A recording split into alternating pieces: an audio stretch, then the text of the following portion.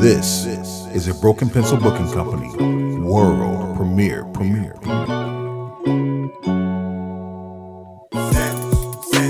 Savage, macho, savage,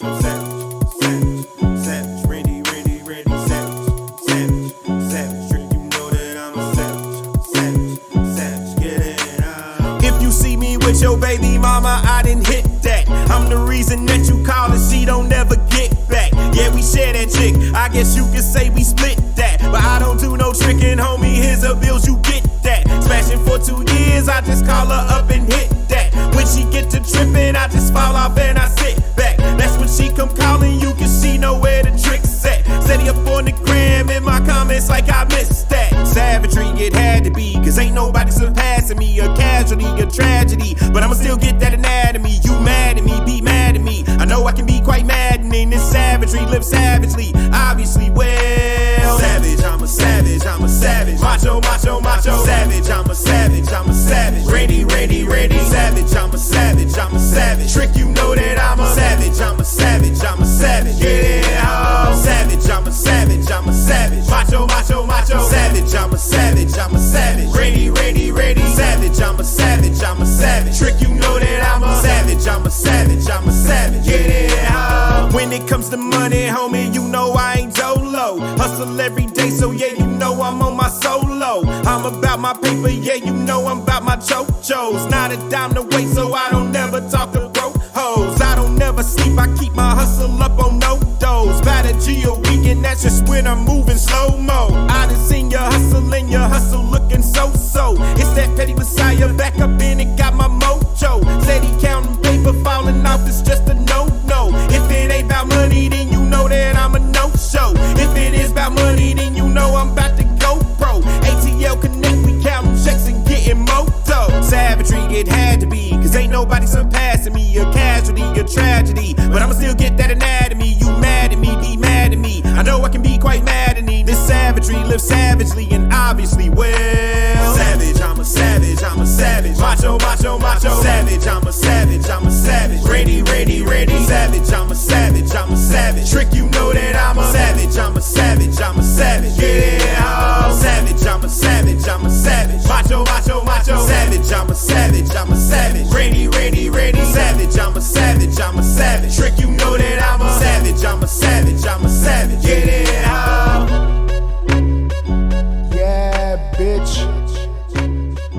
Yeah, bitch. Welcome to the Broken Pencil Booking Company Pro Wrestling Podcast, infused with hip hop. I am Wood. You stay classy, internet. I'm Suave Burgundy. Welcome to... Wait, that's the wrong don't, show. Don't do it. That is the wrong show. Don't do it. Mr. Copyright Infringement himself, the Petty Messiah, is here. And the biggest man, the big man, and the medium-sized man have got a show for you. What was you the head gimmick in charge? No. HGIC? The HGIC. We're going to put that shirt in our catalog. So the first official guest we ever had on this show was the Petty Messiah. This is true. True. And as a guest, again, as well as a co-host on the same episode, we have today the Petty Messiah. Thank y'all. Thank y'all for having me. I'm anxious to see how this works. Coming up later in the show, we have our very first pro wrestler as a guest. Fantastic interview. Nice. The great Lance Archer. Because, bitch, Texas. We got a lot of shit to discuss, man. We didn't ask him about PCW. He kind of went over, but not. You right. That's he's in pocket. He'll be back. You have to leave something for the follow-up. For the follow-up. Yeah, he'll be back in the future, I'm sure. Double or Nothing, AEW Double or Nothing. Their legit very first official pay-per-view was this past Saturday, May 26th. It's Saturday. May 25th, year of our Lord, 2015. System on blast. Cops just passed. Just seen a big old ass. It's Saturday. 2019. Yeah, year of our Lord. How you feel? This guy. Amen. I'm over here listening to this dude over here singing Saturdays. Well, I'm just saying. You said Saturday. This is a this is a pro wrestling podcast infused with hip hop. I just infused some hip hop. Made daily with broken pencil logic. Fresh, organic. Hey, well, since from we're the at it, earth. Started off the right way. Fuck the casual fan. there's one With the shit. Caught me in the middle of sipping. You can't write this. Oh, there's 3. Come on. Broken pencil logic. There you go. We hit that one already. And There's 6 of them. I got 2. You got a D so far. Strong D. Pause. Folk life, shorty. Yeah. Shot it. That's Shout it. You're at 80%. You got a B. Go for 100. I'm trying to figure out what. Ace the test. Fuck the casual I wasn't fan. listening With earlier, the so I don't shit. know which one you missed. Fuck life, shorty. You can't write this. Right. Mark my words. Yeah. Circle wins the square. Die. In that hoe. BrokenpencilBC at gmail.com for everybody who wants to get into the pencil pushing nation, and Broken Pencil BC on all things forms social. of social media. Everything. We out there. Double or Nothing. We recap Double or Nothing. We got Dark Side of the Ring. The last 2 episodes. Pimp harder. Shout out to the fabulous Moolah. Indeed. God. And Gino Hernandez. Rest in peace, Gino. Or is he? Or Fucking cliffhanger. Gino Shakur up in this piece. Gino Hernandez. Gino Tupac Belly. in Cuba. Right. We finally figure out, well, not figure out, we see what Bray Wyatt has been cooking up the last 8 months. Yowie wowie. We will talk about Super Showdown in Jeddah, featuring the world's largest They having a Royal pay-per-view in a Rumble Volkswagen? pay-per-view. Jeddah? Jeddah? They having a pay-per-view in a Volkswagen? They gotta be. Yeah, Jeddah. The Volkswagen Jeddah. You can't fit a gold chopper in a Jeddah. That's why they sitting ringside. Hey, perched, man. hard mounted this time with thrones. Cue the Great Khali's music.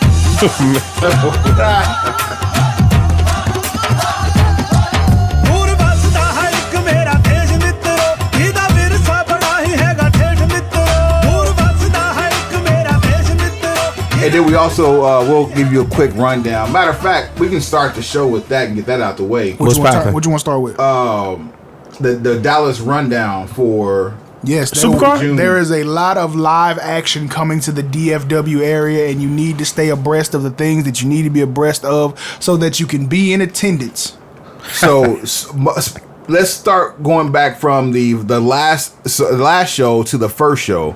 Sunday, July 7th, year of our Lord 2019. Amen. We have Impact Wrestling Slammiversary live from Gillies. Okay. Southside Ballroom. Southside the realest. Or Southside on Lamar. Dillis. You know, if you from Dallas, you know what we talking about. Crossing on the way. Saturday, July 6th, 2019. You're wrong. New Japan G1 Supercard or G1 Climax Tournament makes a stop at the American Airlines Center It's gonna be here in fire. Dallas, Texas. It's gonna be fire. Monday, July 1st, year of our Lord 2019. 1st of July. First. WWE Monday Night Raw at the American Airlines Center. Live. If you are a wrestling fan, you work at the American Airlines Center, we are jealous of you. Call us. Please. I'm just Email saying us. we need the DM plug on us. some box seats. Something. We need the plug on some box seats, and we do have cash.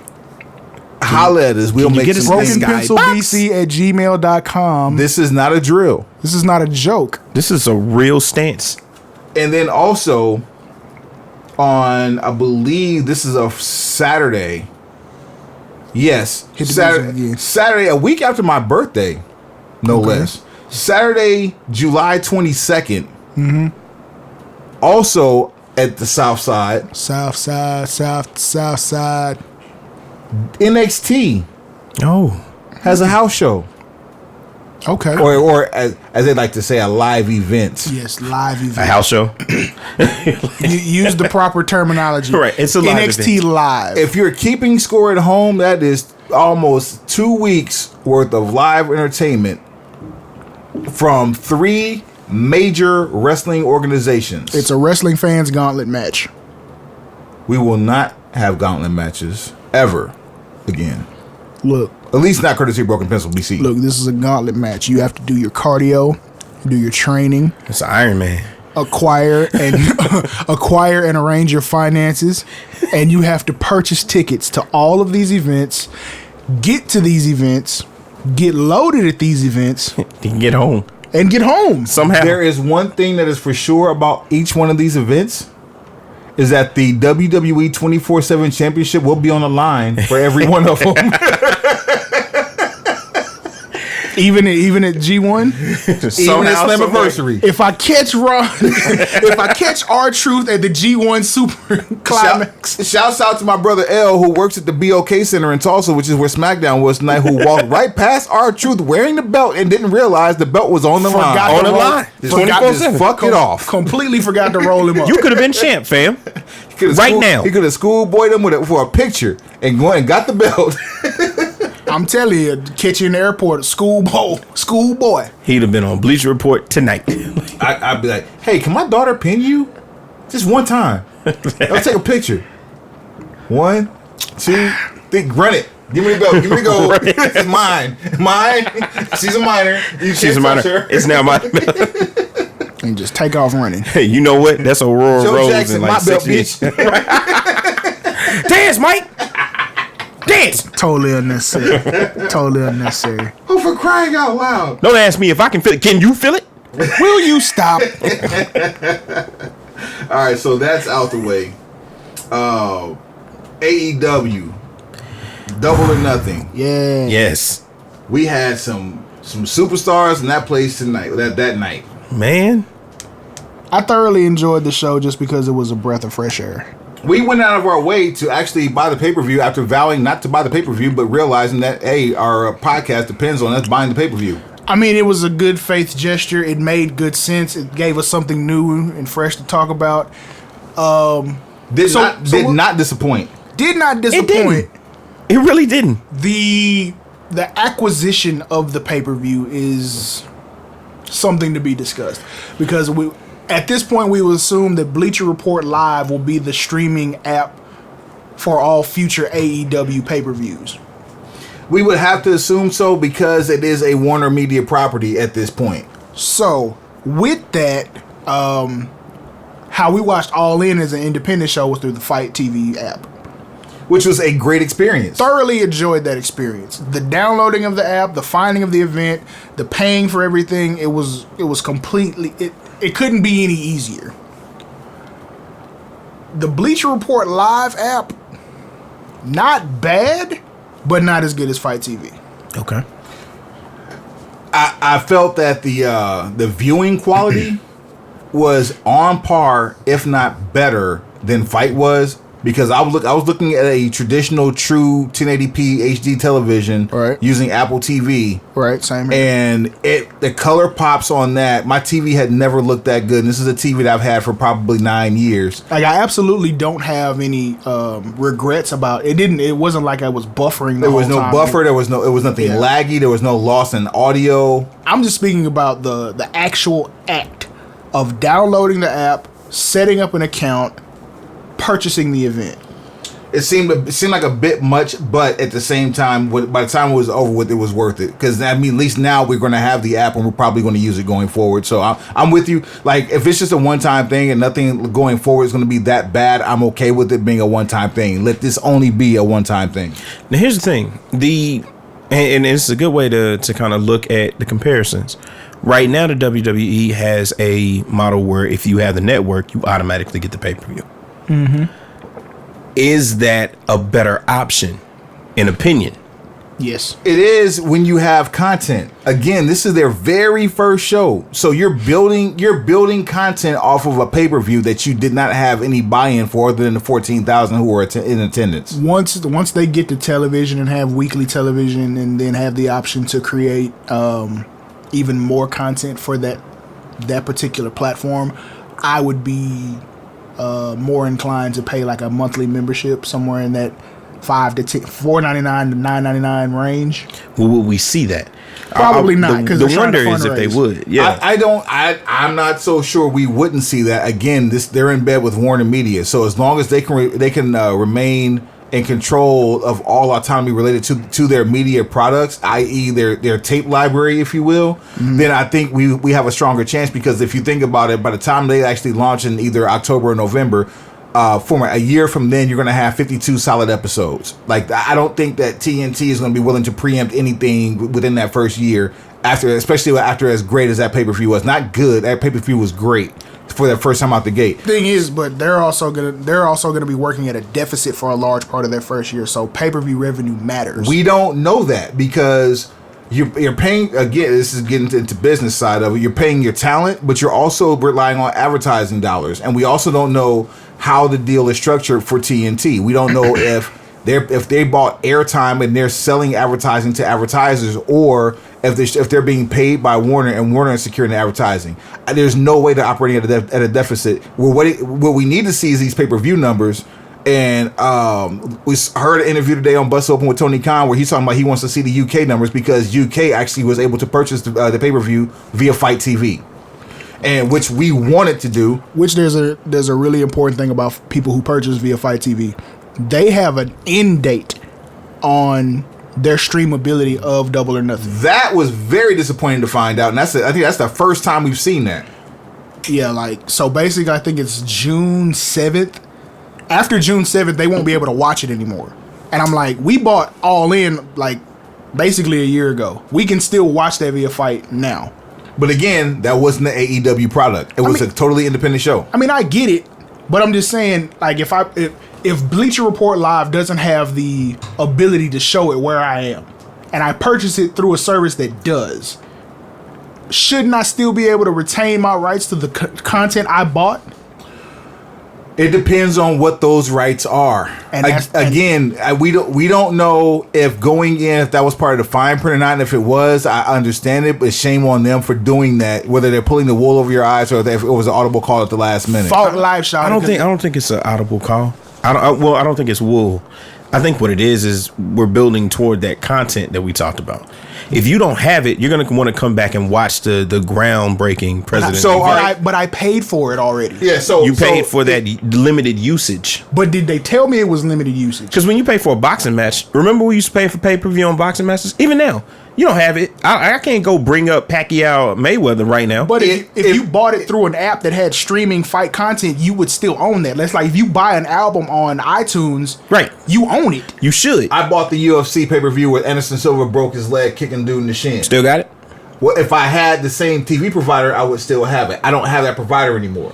It would still be on my DVR, and I would have access to it online. And I think it's at the discretion of the person providing the information to you. Now, if they gave them that information prior to them purchasing, cool. Then you know what you got when you signed up. But like us, like if I fuck around and find out that after a certain date we can't go back and watch Double or Nothing again, I'm gonna be highly pissed. We ain't the casual fan, but we are the casual pay-per-view buyer because we've been so spoiled by the network for the last 5.5 years. Yeah, and that's the thing, that price tag. Want it, buy it, own it. Right. Those are the rules for them. Yeah. Don't tell me no other shit. Right. I saw it. I wanted it. I bought it. I own it. Period. Cool. So you fuck around and turn off my access to something that I done paid for. All right, we're going to start finding alternative ways to stream your shit. Hey, Justin.tv will make a comeback. Damn. Yeah. Throwback. Ooh. Cue up Ron Simmons. Right. Damn. But yeah, man, AEW provided Double or Nothing was enjoyable. Let's run down the matches real quick, man. Run through it. Pre-show, 21-man battle royal. We had 21. We had Adam Page, which he was signed, but he was also the last person in the battle royal. Which now I don't know where he got hurt at, but apparently it was a show before the pay-per-view where he got hurt, and it carried into the storyline to him being the last or the Joker of the. Did he get hurt in his match with Pac overseas? I don't know if it was Pac or somebody else. I just know he got hurt in a match that was an AEW feature match in another organization. Okay. That's another thing too. Let's sidebar the matches real quick. That's another thing. we don't know the relationship of AEW and all these other organizations across the world, especially indie organizations, because if you saw the video packages leading up to these matches, like the Young Bucks match, you saw the AAW tie-in that they had in Chicago. Right. Lucha Brothers. To be perfectly honest, I think all of these independent companies that AEW is popping up at, they're absolutely happy to let that footage be used because they need the exposure. Well, Khan talked about that. Tony Khan talked about that. Well, I didn't hear the whole interview, but I'm going to. I haven't listened yet. So Tony Khan touches on that, and let's use John Moxley as an example. He has a solid deal with AEW for their weekly programming, but once they go to TV, until they go to TV, and even after they go to TV, as long as they're not taping, he can go work independent dates, and they don't have a problem with that as long as it doesn't overlap with what he's doing with them. Until somebody gets seriously hurt. That leads me to the question of the status of the status of the Lucha Brothers, because they are contracted AAA talent. Yeah, they are Impact talent. And to my knowledge, since Anthem has purchased Impact, Anthem has allowed Impact talent to leave Impact and go elsewhere with the personas that have been created for them in Impact, so that way it doesn't damage their brand. It's pretty good, which is a pretty strong move considering the history of wrestling. It's a pretty strong move, right? That's territory move, and we also saw that be a detriment from Cody coming from the WWE over here, because now he has to be announced as Cody and Brandy Rhodes just to be able to use the Rhodes name. True, that's some hoe shit. But yes, it is some hoe shit. That's some sucker shit. Yeah. The name got my daddy blood on it. Man. The name stays here. The name stays home. But I mean, being the American Nightmare, Cody. Dustin was a natural long before. On the real, I would prefer to see when they introduce Cody Rhodes, if every time the announcer says his name, the American Nightmare, Cody, and the crowd go, Rhodes. Like, it's tongue in cheek. And they should do that. Truth be told, if there was ever one time they should have broken the rules, it should have been an All In. Because it didn't matter then. It did not. He was a man with no home. I agree. Like a televised house show. And he won the NWA World Heavyweight Championship. People just trying to stay out of court. That's right. all it is. Very true. Because Vince will sue you. Legal will get on your ass. Vince himself may not sue you, but legal will get on your ass if they find a. Hey man, we done told you can't use that name. But I'm all keep for playing it. in these streets. I'm all for the crowd adopting that whole Cody Rhodes. Yeah. Like kind of like Adam Cole. So we should start some shit. We should just So we already got it. The fax machine's on. Yeah. Cody, if you listen. Shit. We'll talk more about the fax machine later in the episode. Let's not. Let's do. Well, let's do. I'll let y'all handle that. I'm just going to bow out because I'm ashamed. No. You're going to be the one to bring it up. I'm ashamed of the fax machine. The fax machine has, you don't get to be ashamed now. For more successful storylines over the last year. And that came back to bite you in the ass. You're old and cantankerous. You're going to do it. All right, back to the match. AEW. Go back to the card. So Sean Spears shows up. Who? You knew him as Ty Dillinger. There. Mike Jones. You got to learn these new names. TV is coming. You got to learn these new names. If you don't know who John Moxley is, just stay tuned. Just hold what you got. We'll explain. Hold what you got. So the very last entrant was Adam Page, who actually beat or eliminated Maxwell Jacob Friedman, which MJF tried to pull a Santino to win it at the end after the bell had already rung. And he came in and snuck in and tried to eliminate Adam Page. Adam Page hung him out to dry, pun intended. Adam Page is your number one contender for the first ever AEW World Heavyweight Championship match versus the winner of Kenny Omega and Chris Jericho. I like the way they fixed it. The way that they fixed the whole situation with Pac and possibly his visa issues or creative or whatever it was that made it to where he wasn't on the show. They put Hangman Page back in a prominent spot, which it's pretty much been discussed that he's going to be one of those foundation builders. He'll be at the top tier. There's going to be a handful at the top tier. Easily. That are like a rotating door for the first year, and he'll be one of those. Right. So it was cool to see them book on the fly. So now you see how they handle issues. I like it. I don't want anyone to get hurt, but I do want to see how they handle injury. Especially in the beginning. And they've speculated that they're not short-term booking. They're long-term booking, so this is you got to see how the The audible same way we are. Yeah, Via text message. yeah, they long-term book. That is amazing. They do it by group text. It's fantastic. I love it. Like, I'm waiting for the job postings to pop up. I'll take that job. No, We should go. I really want Suave to jump aboard the social media train for AEW. And I'm telling you, and I mean this with the utmost of respect, if nothing else, to get some game, because whoever is running their social media right now is on fire. True. And it's probably them. It's them.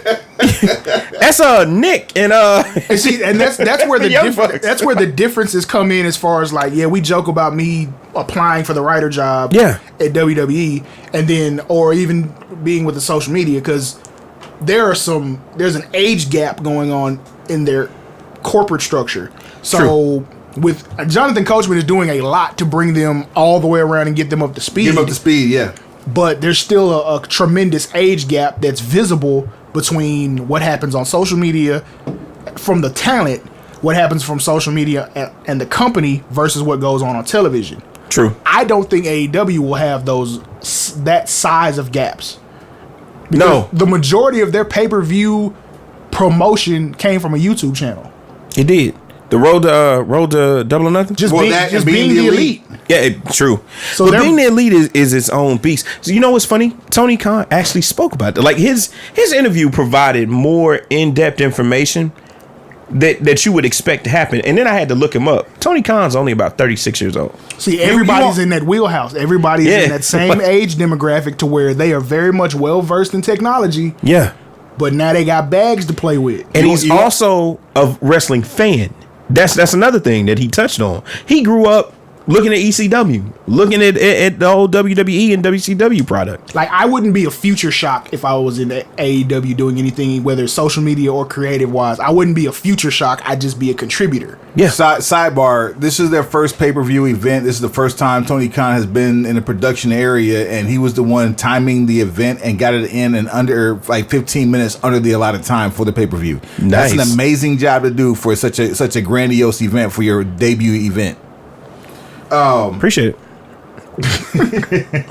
Right? Well, I'm sure he does too, because he didn't want them fines, fam, whether you can afford them or not. I mean, I really didn't know Khan was 36, but that's good. That's some cool shit to know. He's young, man.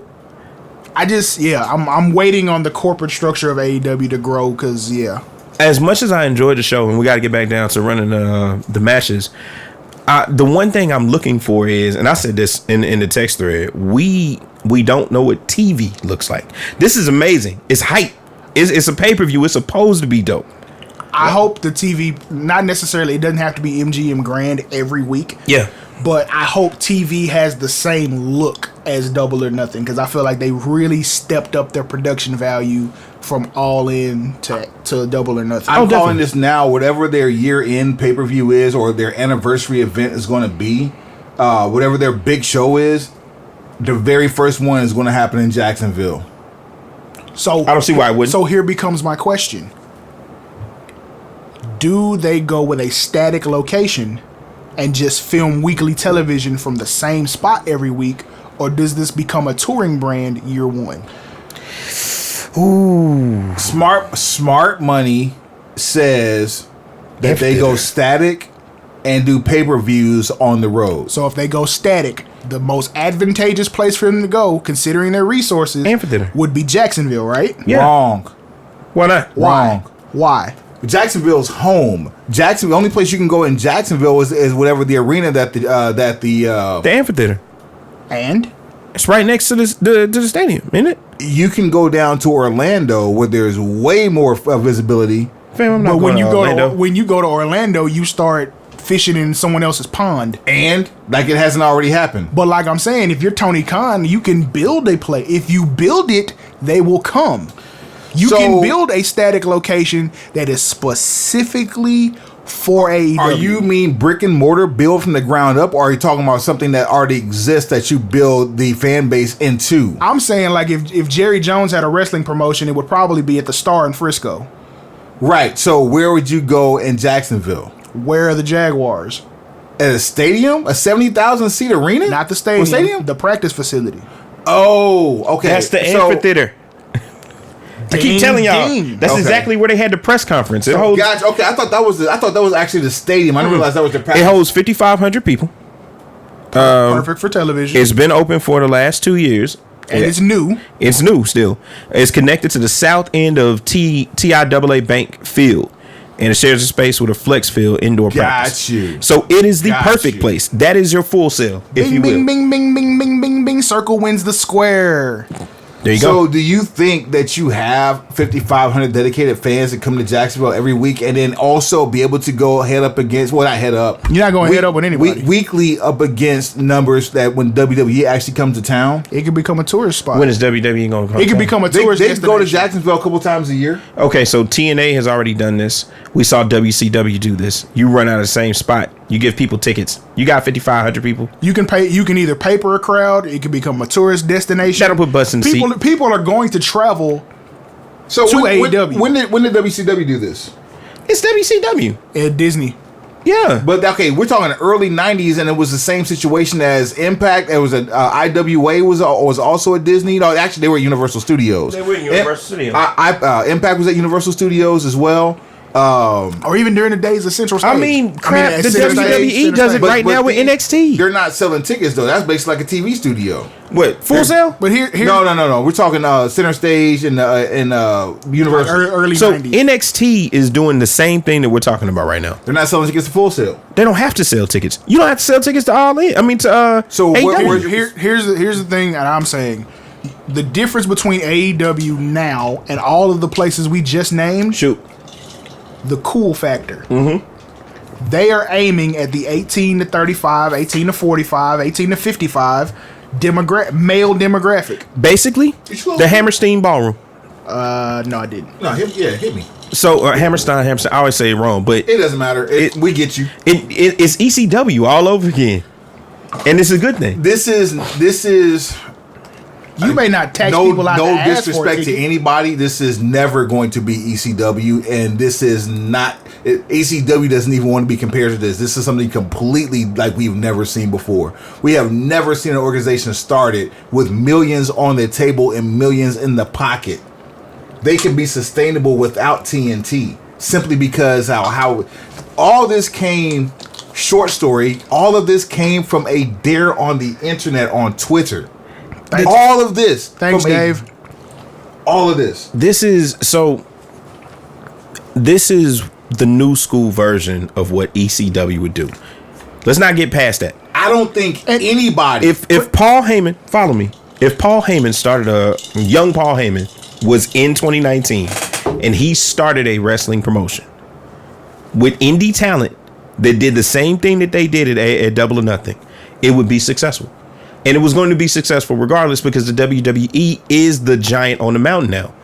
They're literally waiting for somebody to come out and be like, look, we're an alternative. We have better wrestling. We have better storylines. We have people that you like. We're on social media heavy. We're doing everything to get this young demographic that is being sorely missed by the WWE. You don't have anybody in college, really, that are fans of WWE. They think it's old. Only because they grew up on it as kids. But Yeah. the whole thing is you have a demographic that has not been catered to. And now you have a product and a company that is catering to that demographic. Heavy, the right way, in all the ways that it touches on what they need. And it causes emotion to rise up. Or, okay, let's say it's not one static location. Let's say it's 3.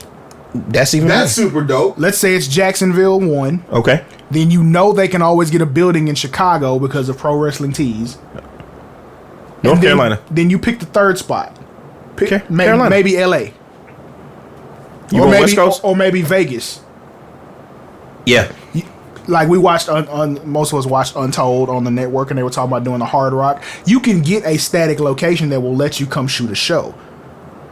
But If we have time, we'll definitely talk about that show to that Untold. Did you watch that, Pick Messiah? What?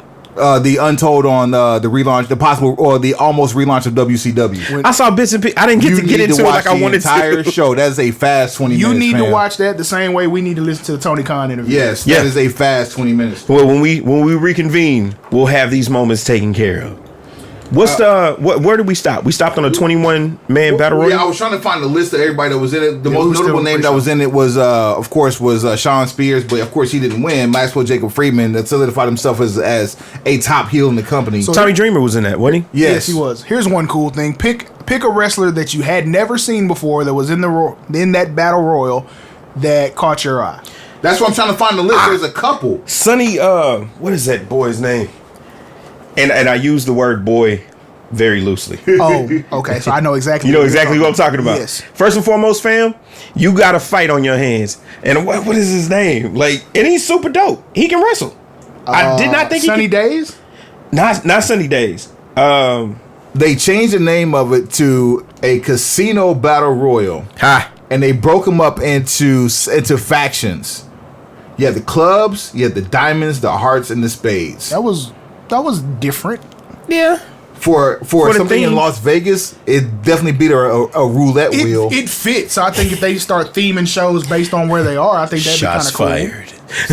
So you had Dustin Thomas, who I wasn't familiar with, Maxwell Jacob Friedman, who I was very familiar with, Sunny Days, who I wasn't familiar with, but made me pay attention. Sunny Days now? It was Sunny Days. That's an inside joke. Brandon Cutler, who I heard of, had never seen. Michael Nakazawa, also I heard of, never seen. I'll tell you who I saw that kind of made me like, what the hell? Luchasaurus. Damn, that was my pick. Why not? Hey, we got the same one. Yeah, Sunny Days was mine. I saw because I heard the name Luchasaurus, and on the last episode, it made me laugh. I saw Luchasaurus in the ring, and I'm like, this motherfucker's not a cruiserweight. At all. At all. This is not what I expected. It's Abyss. This man looks like fucking Sean O'Hare. Oh, Sean O'Hare. Rest in peace. Glacier shows up. You ever listen to Glacier? He hasn't done shit since 1988. Glacier. Brian Pillman Jr., who was an MLW. Right. Junior. Joey Janela.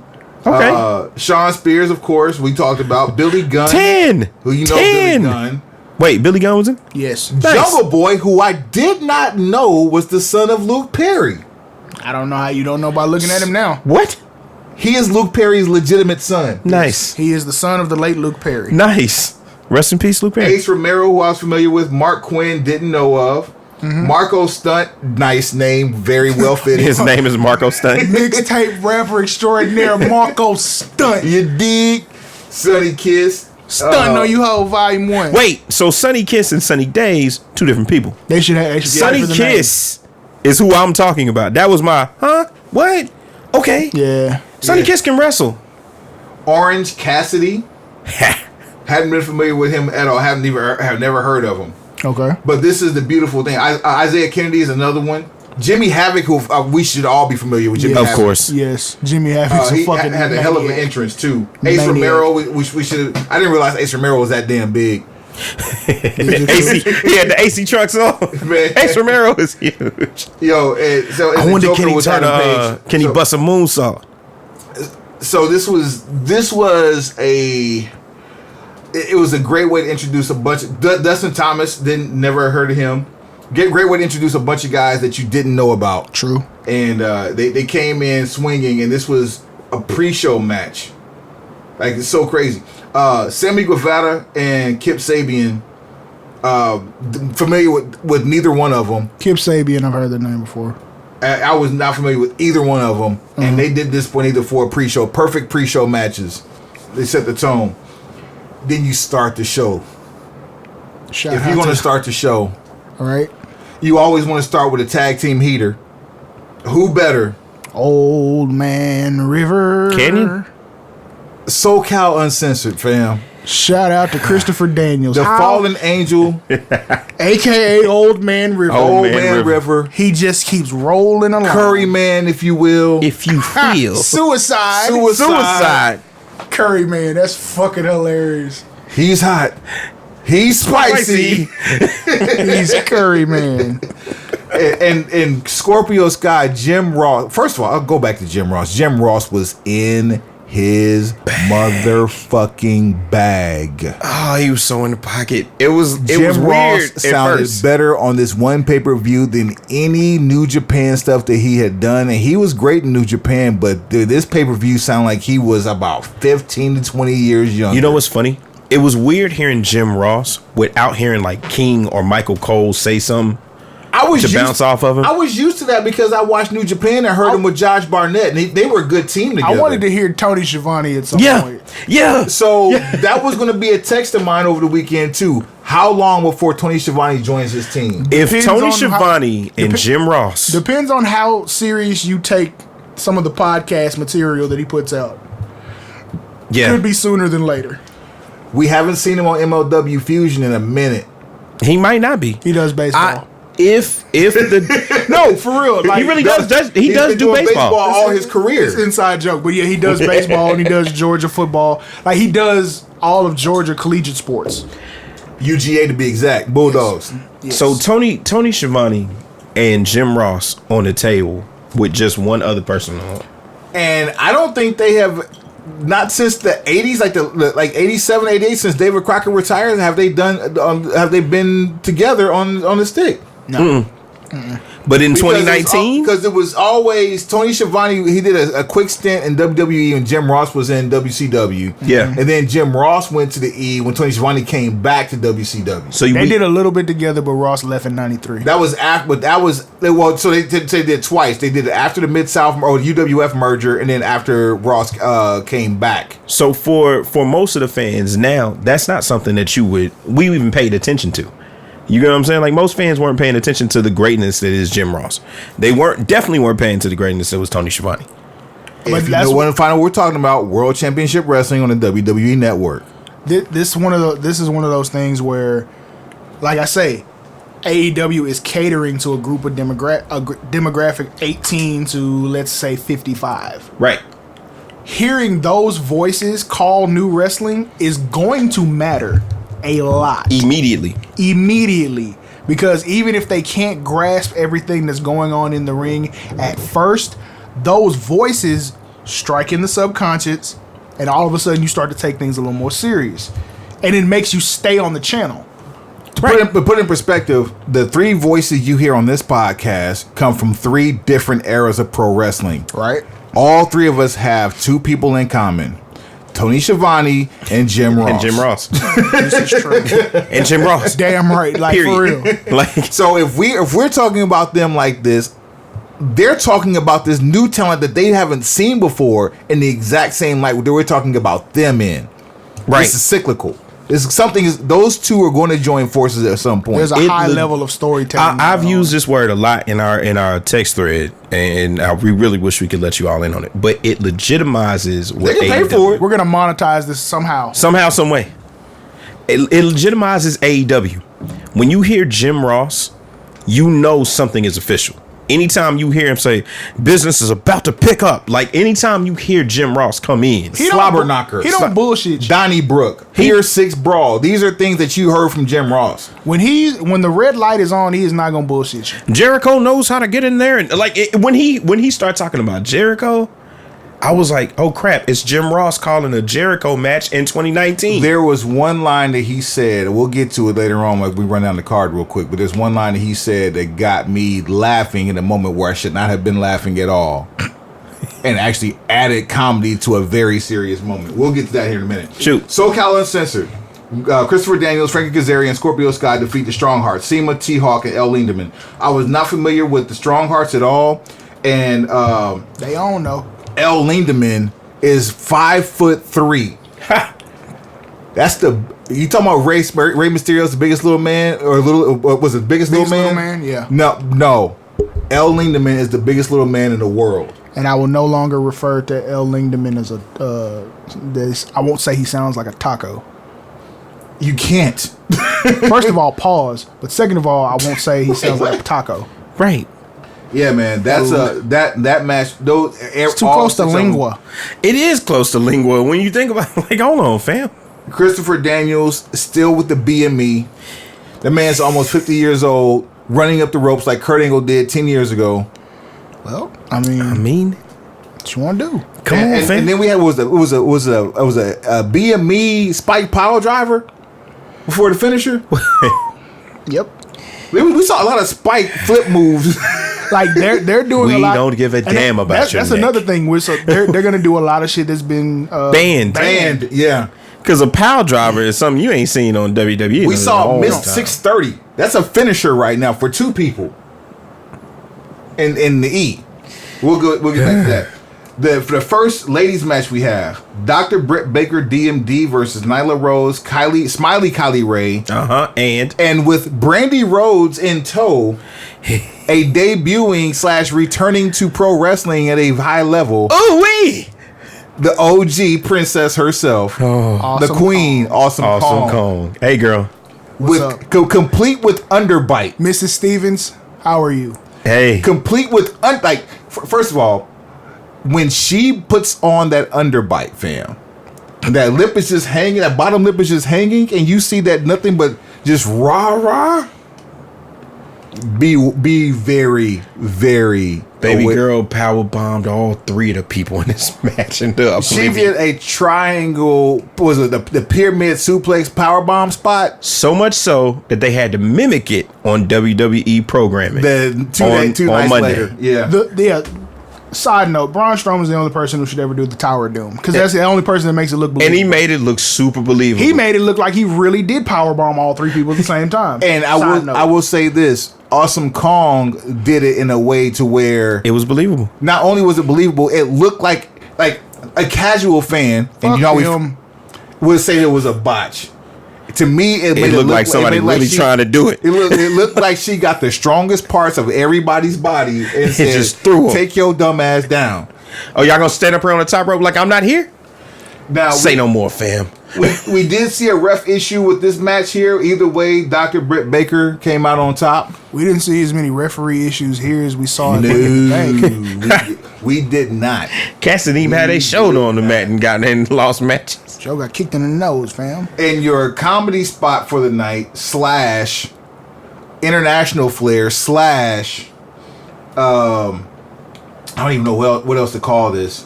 Best friends Chuck Taylor and Trent Beretta versus Angelico, who I was not familiar with, and Jack Evans, who I was very familiar with from his tag team with Teddy Hart over the years in AAA. Who was not with Teddy Hart. Jack Evans strikes me as an individual who might say some things on camera that he can't take back. Right. Did you just go into business for yourself, fam? And I'm totally okay with that. I want that in my wrestling. And the best friends win. Ooh, did you hear that? Oh no. The best friends win.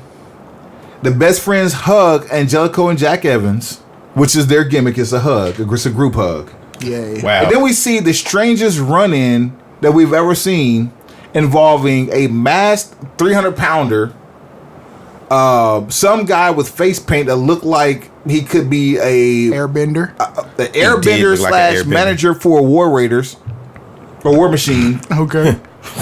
And about 8 masked luchadors. Did you get their names, sir? The crowd even chanted, "Who are you? Who are you?" I mean, did you get their names though? No. Their names not on the run sheet? No. We'll wait for the next AEW event. All right, guys. We'll find out. I'm sure we'll find out. On the next AEW. We'll be right back. They made a human chair for him though. That was fucking hilarious. It was hilarious. Now, if you're keeping score at home, this is the first AEW pay-per-view. We have 2 women's matches. The first is a fatal 4-way. The second is a 6-woman tag team match. More international flair here. Let me clear my throat. Prep for these pronunciations. Yeah, you gotta serve. You gotta serve these. Hikaru Shida, Ryo Abe, Work. and Ryu Mizunami Okay. defeated Aja Kong, who Legendary Aja Kong. Legendary Aja Kong, who was actually part responsible for naming Awesome Kong and training Awesome Kong in Japan. I did not realize that Aja Kong was half Afro-American. You didn't? I did You not couldn't know see the that afro? either. That was a tidbit given out during the commentary of that match that made me even more interested. That was a Aja Kong is light skinned.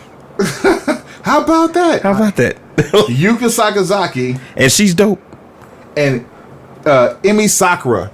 I've not seen anybody but Aja Kong, and all the time I've seen her, never realized that she was half African American. Never knew it. She out there being light skinned and amazing.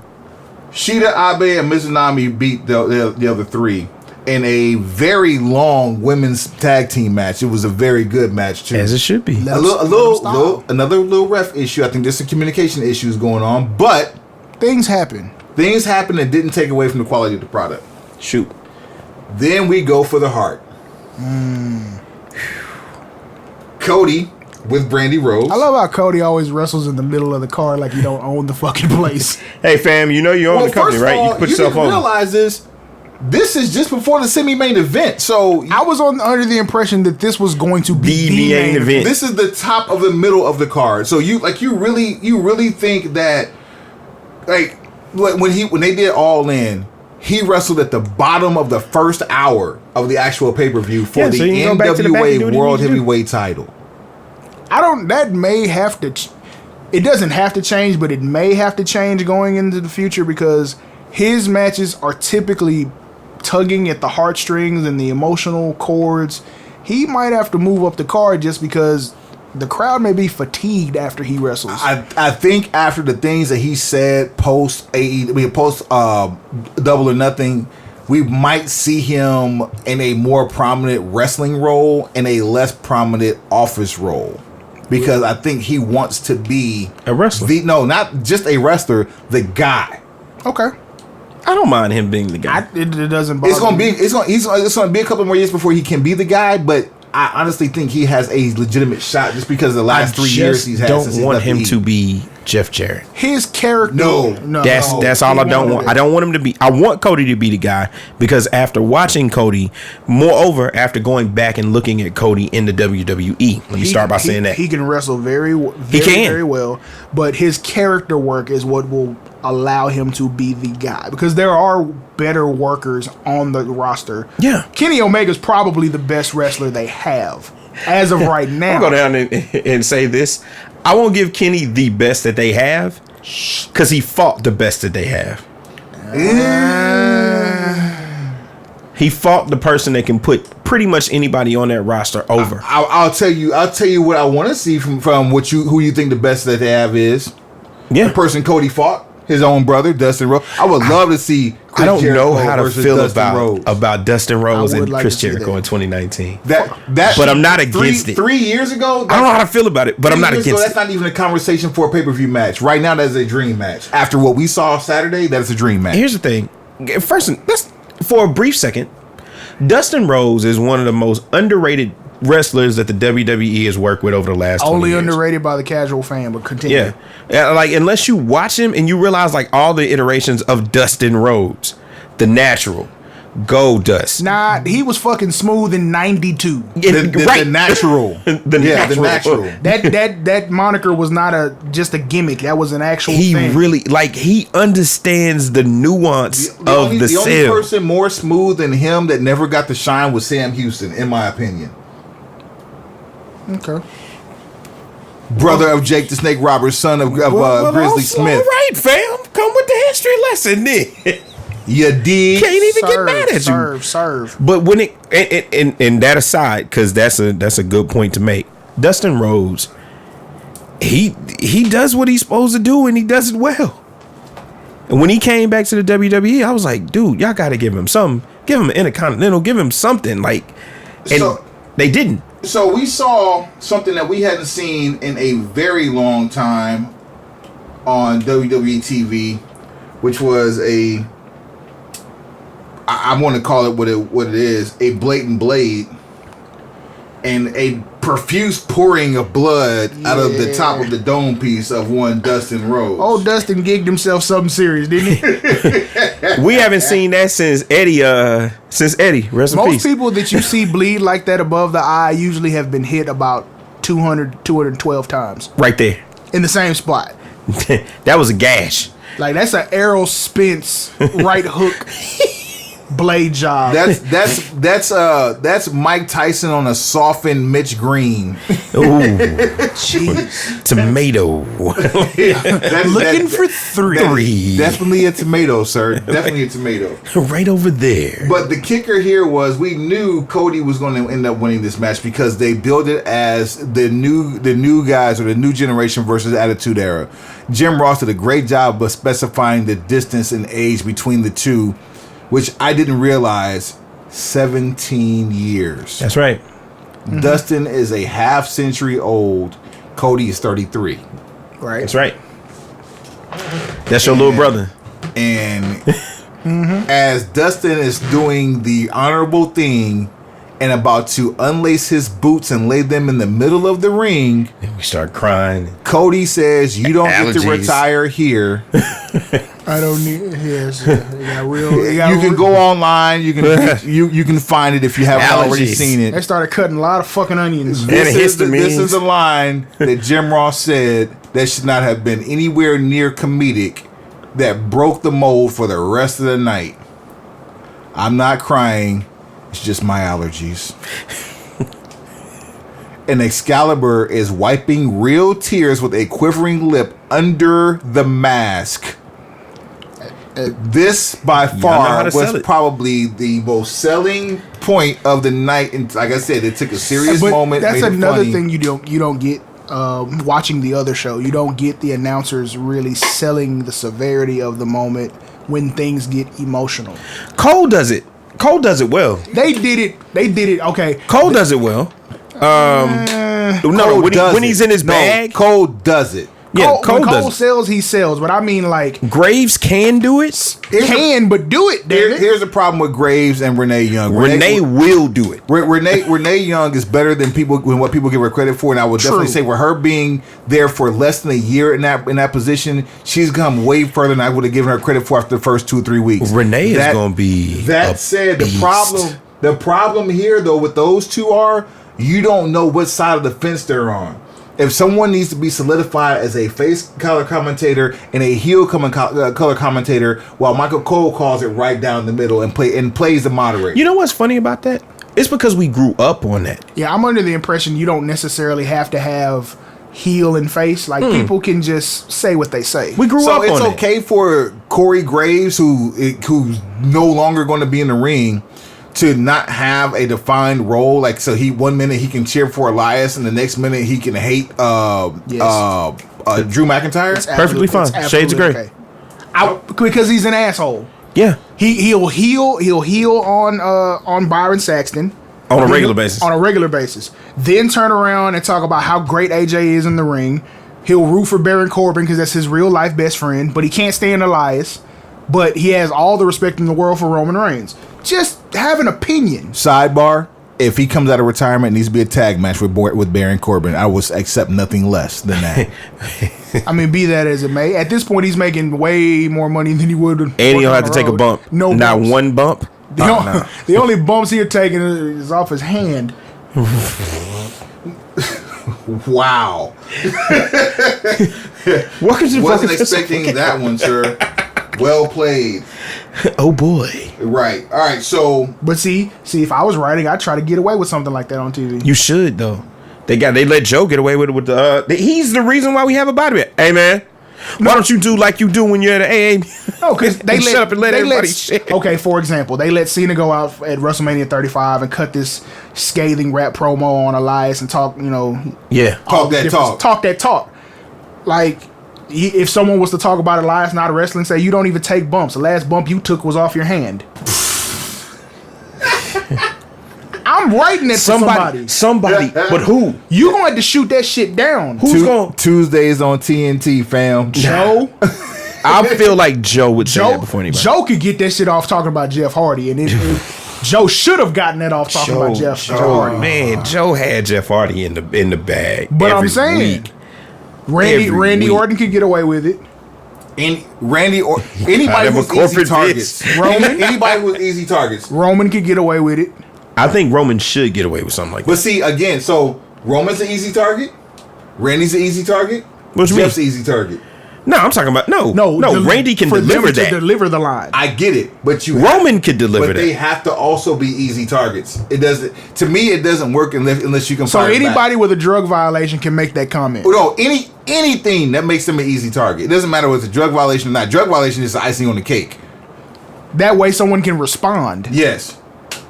So, but yeah, I'm with Yeah, you. because But this is probably why broken pencil rules dictate that there has to be a winner and a loser. Especially when it comes to winning body and bag. losing matters. We only had one tie for a body bag, and it was well deserved, and we're completely unrelated. Right. Completely unrelated. True. Okay, so we got Continue with the card. Cody defeats Dustin Rhodes. Yes. And then they set up a match for the next show, which is Fighter Fest, or is it Fight for the Fallen? Fighter Fest is next. So, but Fight for the Fallen, Cody announced that he needed a tag team partner or a brother. Is it Fight for the Fallen or is it As far as I All know, Out? No, it's All In. Well, All Out. No, but that's Fight. It's definitely Fight. All for the Out Fallen. is August 31st. And Fight for the Fallen is in July. So you're gonna have Cody and Dustin versus the Young Bucks. The next match you have the Young Bucks versus the Lucha Brothers, and I don't know if you guys have paid attention to the wrestling style of the Young Bucks over the last few years, but the TNA Generation Me is different from the New Japan Young Bucks, which is different from the ROH Young Bucks. Fighter Fest is June 29th. Fight for the Fallen is July the 13th. Okay, so that's where Cody and Dustin are going against the Young Bucks. Cool. And it's also different from the AEW Young Bucks that we saw, because even though there are elements of it, we did not see a super kick party. We saw super kicks. They served hors d'oeuvres at the super kick party. There was no super kick party, and they also dialed back a lot of the offense while turning up a lot of the offense too. It was, if that makes sense, but it does. 25 minutes of just god awful brutality from they're both wrestling squads. a heel style because they're gearing up to be heels. They didn't throw a match in to cool the crowd off either. Yeah, of course not. Yeah, this was a full blown heat. We're gonna run all the way up to the finish line. And not only that, I'll run down the times of the last four matches. Five matches, 6 matches. Out of the 9, I'll run down the last 6 times, just kind of see like maybe this is something I'm looking too much into, or maybe this is by design. But the Young Bucks go over on the Lucha Brothers to retain the AAA World Tag Team Championships, which I love the idea of bringing outside belts in and defending them on a homegrown show. I've always loved that idea because it gives those belts more validity. And it gives that company more credence to lend you talent. It's a territory. This is what this is. But AAA and they trapping out the like, car. I don't think we've ever seen, other than on Impact, we've never seen CMLL outside of the U.S. We always saw AAA, especially when it came to like Nitro. Yeah. But other than that failed experiment of the NWA on WWF television, you don't really see outside promotions have their titles defended. Truth be told, the way that they've been building up to Double or Nothing and all these other territories is the premise of what an NWA was being built on in the 80s. Definitely not what happened in the 90s on Monday Nitro or Monday Night Raw. And then your main event. Only on pay-per-view. You saw Ultimo Dragon defend the Triple J crown. Nice. Against Dean Malenko. Well, he ended up he defended the Triple J crown against Dean Malenko at Starrcade 96. Ended up winning the WCW Cruiserweight title to complete he was the original belt collector for our era. Yes. And then we also had a couple of incidents with him and Jushin Thunder Liger, which were instant classics. Student versus teacher, if you will. Right. Freaking Jushin Thunder Liger. Besides, is Jushin Liger, is he even the same person at this point? Yes, he's retiring this year. So he says. He's the same guy. So he says. I mean, if we're gonna sell the gimmick, then sell it. But the guy shit. Truth be told, Great Muta's a gimmick. We know it's Kishimoto, but still, no one else is painting their face as the Great Muta. No. You get punched in the face for that, fam. Was Eric Young? That's disrespect. So if you're gonna be Muta 2.0, fine, you'll be Muta 2.0. But you will not be. But Keiji Muto will not be reproduced. Same thing for Jushin Thunder Liger. You won't see. He got to retire. He's gonna retire, and the gimmick has to retire. Now you might see somebody do a Liger bomb in homage. I don't know, because I mean it could be like Tiger Man. I mean, we've seen more Michinoku drivers from other people whose last name isn't Michinoku than we have from Taka Michinoku himself. Shit's banned, fam. Right. I'm gonna definitely do that to get over. Man, shit's all the way banned. Your main event of the evening. Chris Jericho, which fire entrance. He went through every persona he ever had for his entrance. Every one. So word with is, lookalikes. It was Cody's idea. Yeah, Wasn't so it? word is Cody. That was Cody's idea for the entrance. Very good, very clever. I liked it. Well, very well played versus Kenny Omega. Kenny Omega. This was I don't play enough video games to understand Kenny Omega's ringing. There was no stipulations in this. Ring the Art Online or Sword Art Online or something. Like one of his game. It's a anime that he came to the ring dressed as. It's really important. I figured that it's like with Cody's outfit. Yeah. It's like something like off of Final Fantasy or some shit. Right. They doing it up, man. Listen, the one thing I saw in this match was the fact that they used a Japanese table at an American pay-per-view, which to my knowledge had never been done. What you mean? Did you notice how slim that table was? And the fact that it did not break until somebody's body went square through the middle of it? So that was not a gimmick table. That's not your typical church repast table. The plywood table. That is a Japanese skinny table, the same table that was used on purpose. What was that? Kenny Omega versus Kaz Okada a couple of years ago? Mm-hmm. It was the same damn table that they Omega used. Okada won? Yes. Shit. Now that table was treated. You could tell by the way they painted it. It was painted, but it was not treated. Okay. I mean, it's got that motherfucker broke the hard way. It broke in two spots. You saw the one they broke in the pre-show during the No, I didn't see that. No. Go back and look at that one. Same thing. Okay. All right. Maybe that's just the table they prefer. The Japanese table? It's a fucking Easter egg for non-casual fans. That's damn sure the one I prefer, just because like when you see that you think, holy shit. When that motherfucker break. It don't make you feel like it's a WWE easily breakable table. No church picnic table. Yeah, this ain't a Devon. This ain't a Devon. Get the table. You already knew what I'm saying. This ain't a Devon.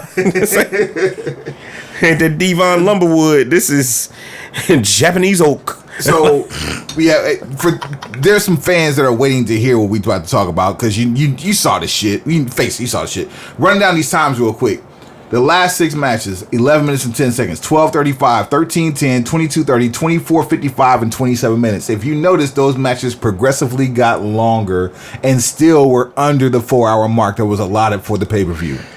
Those are the matches that people paid to see the most. Yeah. So you wanted to get your money's worth out of Dustin and Cody. You had to give. Okay, what's the time on the Young Bucks and Lucha Bros? 24:55. So we went over or under 22 minutes. 24. Yeah, so we won the circle, win the square on that. You knew from All In and basically them not getting the time that they needed to pull off the match they were trying to, they were gonna get 20 plus minutes for this one. And they didn't disappoint either. They still had another 17 minutes to play with on the reel. That would have been too much. No. I'm not saying that they had to use it. Right. But between that match and any of the other matches, there was 17 additional minutes to play with. I'm completely fine with them, coming in under time and then doing some extra stuff. Your shortest match of the night was the Kip Sabian Sammy Guevara match, which was 10 minutes exactly. That's enough. For some people you haven't heard of, you damn right that's enough. That's enough for you to get over. That's more time they would have gotten on Monday Night Raw. Shit, they had a squash. Sunday Night Heat. Y'all got 3 minutes, fam. You got a hot pocket. Main event on the network. Get your ass out the ring. As soon as that microwave go off, you should be going under. Where's Lars? That's how that would end. Somewhere. Hey, speaking of that, we talked about that bullshit last week. And wait. One more thing before we go to that. All right. The end of this match of the Kenny Omega Chris Jericho match ended with the influx of Jon Moxley. Mox through the crowd, as he is wont to do. Double arm DDTing everybody, including the referee. He ain't waiting on nobody to get set. He is dropping motherfuckers on their head. He almost get your bitch ass up. You're going down. If you watch it again, he literally almost kicked Jericho to earth. He's like, when you know you're the man who created your move and named your move, props you for the way you use your move twice as two different people. Shouts out Jake Snake DDT on Twitter, Jake the Snake Roberts, who propped up Jon Moxley for the way Jon Moxley and Dean Ambrose used the DDT. He ain't never shouted Ambrose out for using that DDT. None of the Ambrose, 6 years Michael before. Hayes, Arn Anderson.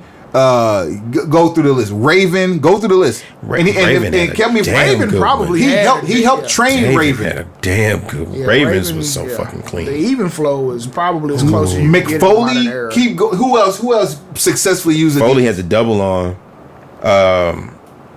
Shit. Don't matter. Jake ain't say shit to them. He said something to John Moxley and Dean Ambrose. I mean, this is new school. Everybody got to come up off this AEW business, man. I just hope Jake's not being an opportunist. He is. But that's okay. I mean, this is his a moment. job for that. Okay. As you were saying about Lars, First of all, fuck that guy. Second of all, fuck that guy for real. so at first, when we first found the story, I only really got into reading like the first couple of comments and stupid shit he had said. And I was like, okay, this is another, this is one of those guys. I can go ahead and stop reading. I don't need to, go through it. Come to find out, I was listening to Cornette's Drive-Thru. And they asked, Brian Last started going. Jim Cornette, if you're listening, we would really love to get you on here. Fantastic. Man. Shout out to Brian Last, too. Brian Last started going through all of the things that he said, like, in detail. And it was like, how did you keep him on as a talent after you read all the shit he says? Like, I thought I was kind of undershooting that, it was all races. It's all races. It's women. He's saying shit about rape, saying shit about... It's complete right-wing rhetoric. It's beyond that. It's like super alt-right extreme. The extremists, yes. Super alt-right extreme Super Saiyan. Can't let that type of flow right out your mouth like that, fam. Man, fuck that guy. That's what I'm talking about for him. Like, you can't do that. Yeah, So- $100,000 in sensitivity training doesn't do it for me, fam. You still have a job, What man. did I tell y'all last episode about A this? kayfabe 100K. Yeah, what I tell y'all about that $100,000? The illusion of money we don't believe in. What, 100? You ask me, Tiger looking like a genius. 100 kayfabe. That's it. Yeah. 100K fave. Like, fuck that guy. Then you send him out to beat up Mexicans. The very Insult next to night injury. he gets on TV, the first thing he does is come out and beat up not one but 3 Mexicans. So here's something you want to find something Stereotypical fun. Mexican wrestlers in masks. You want to find some fun bathroom reading? Go to WWE's Instagram. Find the last post that they put up about Lars Sullivan. It's got his face on it. It got his face on it, and then just read the comments. This is a perfect segue. So the comment section on that Instagram page was originally going to be my body bag nominee for last week. Oh man, they brought the flamethrowers out. In the fight. We should never give a body bag award on social media from a group of individuals that we don't know and can't call out other than the people who responded to this said post. That said, we do have a body bag for the week. This is gonna be the last time we give somebody a body bag for something they say on Twitter. Yeah. No, I'm going against that one. No. You got to outvote it, fam. We can't got to keep get giving back it to the people. original. We got The original was Joe coming down at Al with the stick in his hand and you wanted going to name off. you wanted to name the award after him. If you're not cutting fire ass promos on television, we can just say there is no body bag winner for the week. Yeah. Television. We did have one on television. Who? Maxwell Jacob Friedman. Fantastic. There you go. He wins. Unanimous decision. There you go. on the Double or Nothing pay-per-view, Maxwell Jacob Friedman came out during the AEW belt presentation featuring Which was a fantastic WWE looking Hall of Famer Bret Hart. Fantastic looking strap. Sidebar, Cody Ooh, that Rhodes dropped the championship ball was amazing. because he admitted that he, as a vice president, did not take a picture of the fucking belt before it went up or after it went up. So he had to make a GIF of the actual front of the belt because all we saw was Bret Hart holding the belt with no close-ups. And this is how you know everybody in that company is under the age of 45. Do you fucking understand how savvy that is, though? Yeah. My bad, y'all. They would, like, if someone had forgotten, like, say with the 24/7 title, if no one had taken pictures of her before it went out. Oh, yeah, the and after it WWE came would have back, fired their ass. You wouldn't have seen the shit. It'd have been on a fucking hotel bed They'd have told R-Truth to do it. Take a picture or of in the CM bed. Punk's case, the refrigerator. As fate would have it, Fam. Cody took the blame for it and went out of his way to show you exactly how big and expensive this thing was. It's a beautiful belt. So he indirectly created even more content by so-called fucking up. Yeah. This is how you create These content. guys are smarter than what you think. Let's not get off task here. Maxwell Jacob Friedman took a obviously out of place Bret Hart He popped Bret on live TV. and told Bret, "Wait, there's a fan," and then started laughing in his face. If you're not familiar with Maxwell Jacob Friedman and the hatred that spews out of his mouth and the arrogance that flies out of his mouth while he has a Burberry scarf around his neck at all times, you are missing greatness. I implore you to go online and look up Maxwell Jacob Friedman, aka MJF, if you want to find him easily, on Bret Hart at the AEW Double or Nothing pay-per-view. We putting you over, fam. Give You're us a a call. body bag for the week. Easily the most hated man in professional wrestling right now, besides Lars Sullivan's bitch ass. Maxwell Jacob Friedman, MJF, if you will. Nice. So you satisfied with my body bag award winner for the week? This will do. But Thank you, sir. mark my words, Hashtag no more body bag winners from tweets. Big E. because Big E, Damn it. Yeah, because if that's the case, We Big can't E gonna keep win giving every you- week. Big not only can Big E win every week, Kevin Owens popped Big E tonight on SmackDown about his tweets. Called his tweets hilarious in the heel promo. Yeah. That mean, you have to actually burn And down some. You have to. As much as I hate to You admit need it, a that Seth means my baby Rollins mama level can't never tweet. go off on Twitter again and you- win one. You need a Seth Rollins level tweet. You need to burn some shit down for us to give you a body bag. We on need Twitter. the Wildcat rule. First and foremost, anybody that gets on Twitter and goes, "Bitch," Right, you have to. Yeah, you, I know you ain't. she got personal. She started shooting.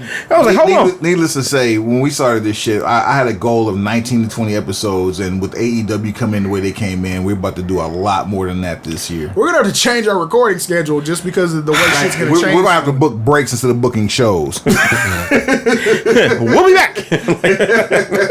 on Tuesday. Oh crap! That means we have to record on Thursday now. Nah, we're Nah, shit. we probably have to record on Sunday. Oh God, no! You probably during or right after a paper. During the pay per view, During or right after pay-per-view. it's the Broken Pencil Booking Company live from. Live simulcast. It's not too far to rim reality. Things are changing around. Because here you're for going to the have better. wrestling on Monday, Tuesday, Tuesday, Wednesday, Thursday you're off, then Friday. What's on? Oh crap! SmackDown's going to Fox on What's on Friday. Wednesday? NXT. NXT. Oh God! Then you got takeovers on Saturday sometimes. And I can't even watch Impact. Self-imposed. You did that to yourself, man. Self-imposed You wound. brought that hurt on the most. yourself. All right. Dark Side. Moolah and Gino. Hard. Pimp Pimp So Gino been out here using dope and Selling selling dope. it distributing dope. allegedly. Fuck that. We can't even say allegedly because he's dead. It does, or it is. Come with me, Hail Mary, run quick, see what do we have in now? You wanna ride or die? La, la, la, la, la, la. All I'm saying is Gino had that work. He did. Like let's not sugarcoat this shit. I was real. trying to For give real. like a credence that maybe Gino this is was- just a story Gino was out here living Al Pacino's life. from Scarface. Best life. Yeah. Farrah Fawcett much? Every other weekend. The most telling thing about this one to me is He had blow and blow was cool. when they said that he was sitting with his wife watching the movie and he said, I'm going to do that. I'm going to fake my own death one day. I'm going to do that one day. He was And planning then- his These are not the escape. musings of a high man. And This is then they find his body, allegedly. allegedly, 3-4 days decomposed. and when his mother was Allegedly. asked whether he was circumcised or not, she said yes, and the body they found was not circumcised. That right there raised all the questions I needed to hear. Escape hatch. You don't grow skin when you decompose. Your homeboy is toasting over your body at the grave site. I ain't never heard nobody shrinking down there when it decompose. I have not once in my life have I heard that. I've never thought to ask. I was a biology major. We've heard some things, but that's not one of the things we ever heard. Skin. Fantastic. First-hand knowledge. That's what this show's about. Ever. We out here. Yeah. In these streets. Whoa. So Gino Hernandez is having lunch with Tupac. Gino In Hernandez Cuba. might be listening to us under an assumed name. You know what? Gene Henry. Gino, don't worry. No. We don't need you to come back. Ride this shit out, fam. Enjoy the rest of your life. We ain't the laws, and you don't need a retirement match. No, I'm not calling you back. No. Hey, creative has nothing for you. Stay where you are. You are the champion. You have done as much creative as creative can do. Just Because Dark Side of the Ring will have you looking at life different. Like if you Speaking of such, we fast forward to the last episode of Dark Side of the Ring, which Pivot was Ain't Easy, Volume 1. which is a very dark side of the ring. fabulous. We're just gonna call her Moolah because there was nothing fabulous about the shit that she was pulling. Yeah.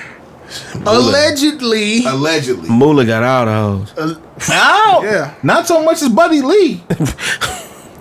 Allegedly, there was just a lot of misappropriation of funds and a So check this out. whole bunch of pimping and hoeing. Surprisingly, there was another wrestling show in which they interviewed the creator for a few seconds of Dark Side of the Ring.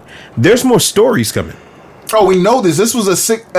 Anytime you see 4 or 6 episodes in one season, It's just a test. It's a test. They throwing them on the ground, fam. Like, One episode is a pilot. 4 to 6 is a test. yeah. Come on with They season passed 2. this test. Season 2, we waiting on you. Wait. The new show is The Wrestlers, and during the first episode of The Wrestlers on Viceland, they showed, I guess, missing or hidden clips from Dark Side of the Ring. Get out of here.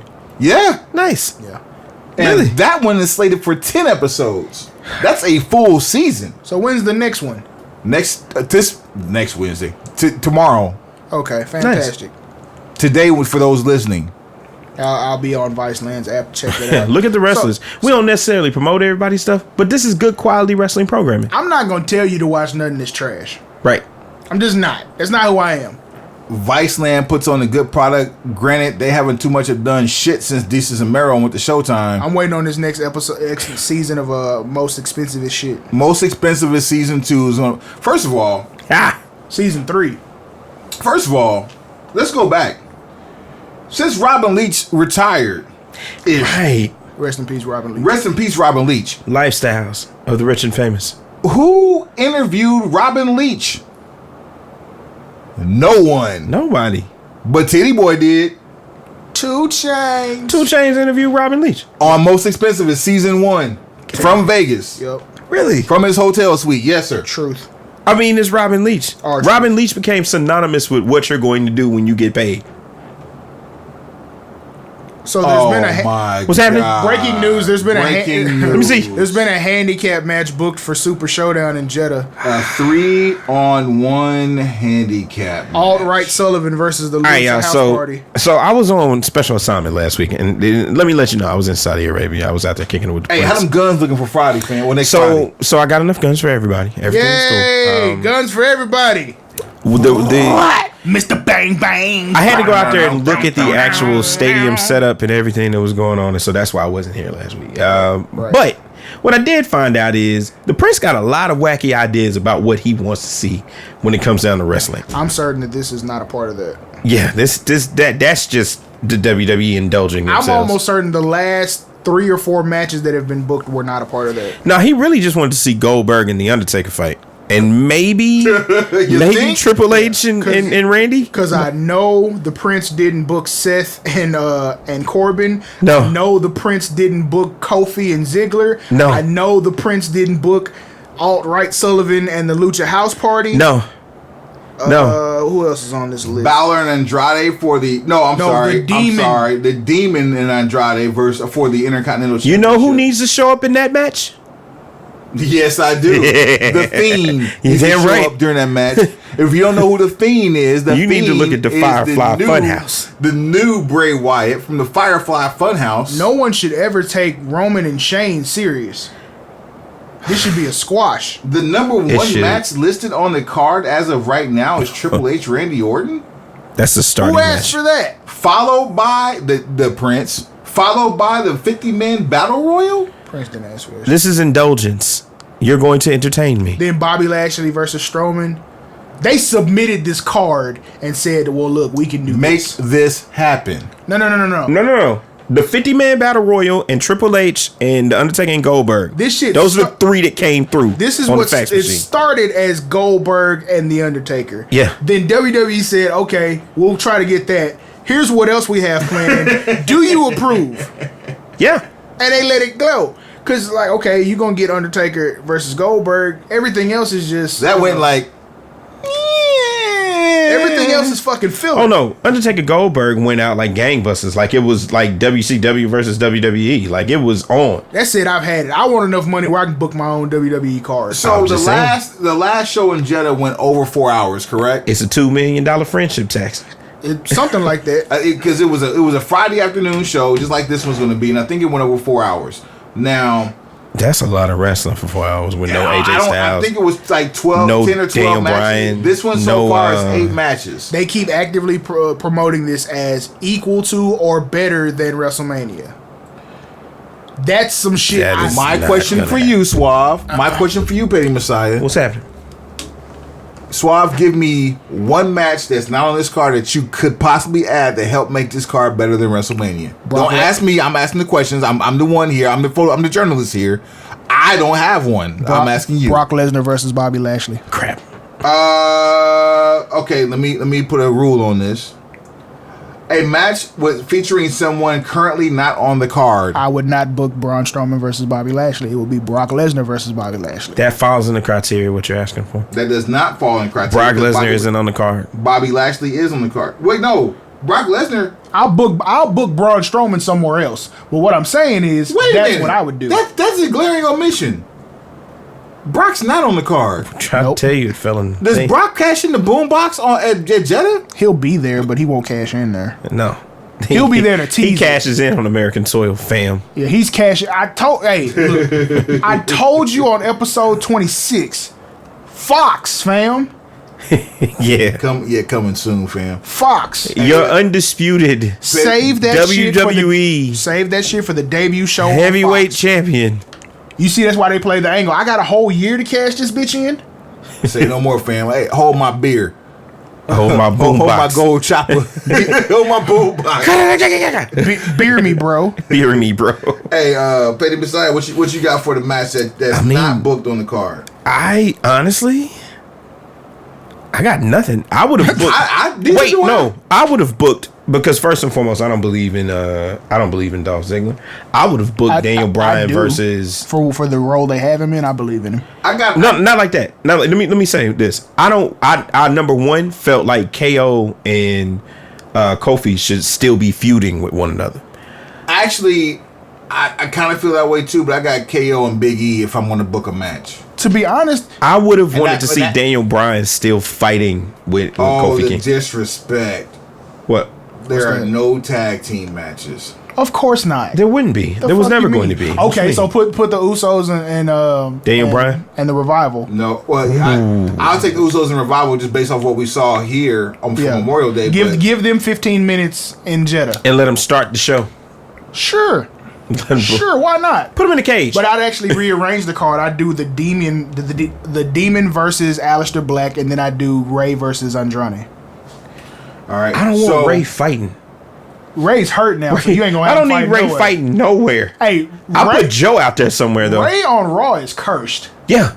He should never be on Raw. He needs to be back on 'Cause SmackDown the where la- he's safe. I feel like the last time I remember him having a rash of injuries, he was He was on on, Raw. they were launching him into the crowd. That's why. You can, that would be me. At best, I'm 5'8".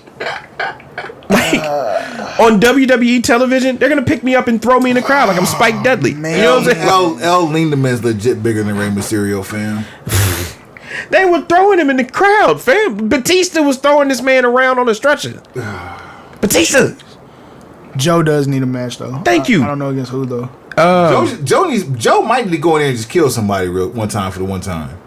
I mean, cool. If you want to jump on somebody and choke them out, I'm with that too. But Well, you know what? Well, actually, Joe needs more quality. Joe's gonna be there next week. Joe They're gonna be there. Joe gets booked next week because Ray gives up the title next Monday. Allegedly. Ray ain't giving up that title. They're gonna fight in Jeddah. So you're gonna end up with Joe versus Dominic? We're gonna end up with Joe versus Ray. Ray got to step on the shoulder. It wasn't Eddie. It was me. I'm your daddy. Jesus. I'm waiting for Dominic to have a WWE career. I asked Wood last episode. I think how he long signed, before fam. Joe? I think he signed. Quiet as it's kept, I think he's down in developmental right now. He might be. That's why they keep showing him on TV. It's in his blood, and it's not. It was in Richie Steamboat's blood, but Richie Steamboat is gone, fam. It was in Ted DiBiase Jr.'s blood, but he's gone now, fam. He's selling cars somewhere. He's out here living his best life. Yeah, I mean, it's in your blood, but that don't mean you got to do it. I didn't know Bray Wyatt had a little sister. But for the lucha culture, that's way different. Like, they start at 15. 12. Hey, one time before we go to this interview ish from our co-host Petty Messiah. What you got? Bray Wyatt. Quick thoughts on the Fiend. Fan-fucking-tastic. Love it. No.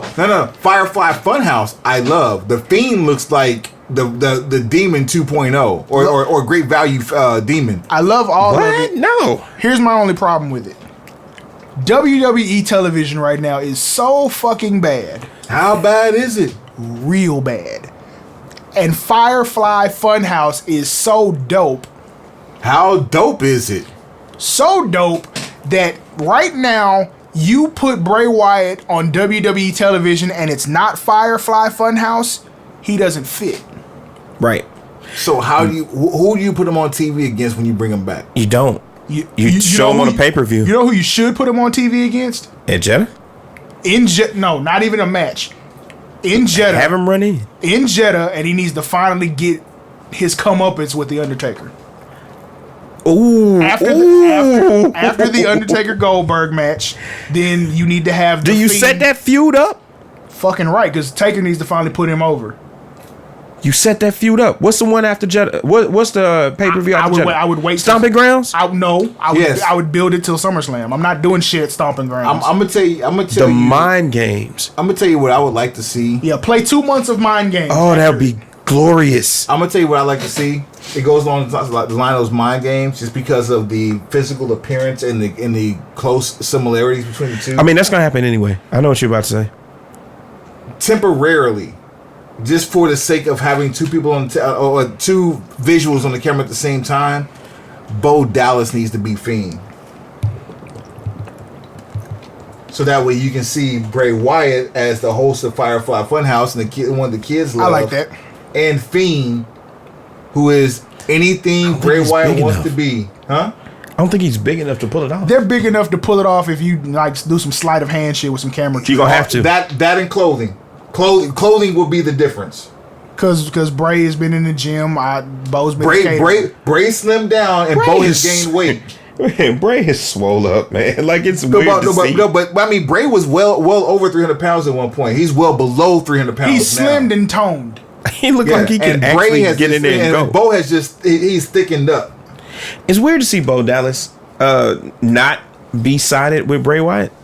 And social media, I hate because of casual fans, social media knows that they're brothers and they don't make any bones about not being brothers.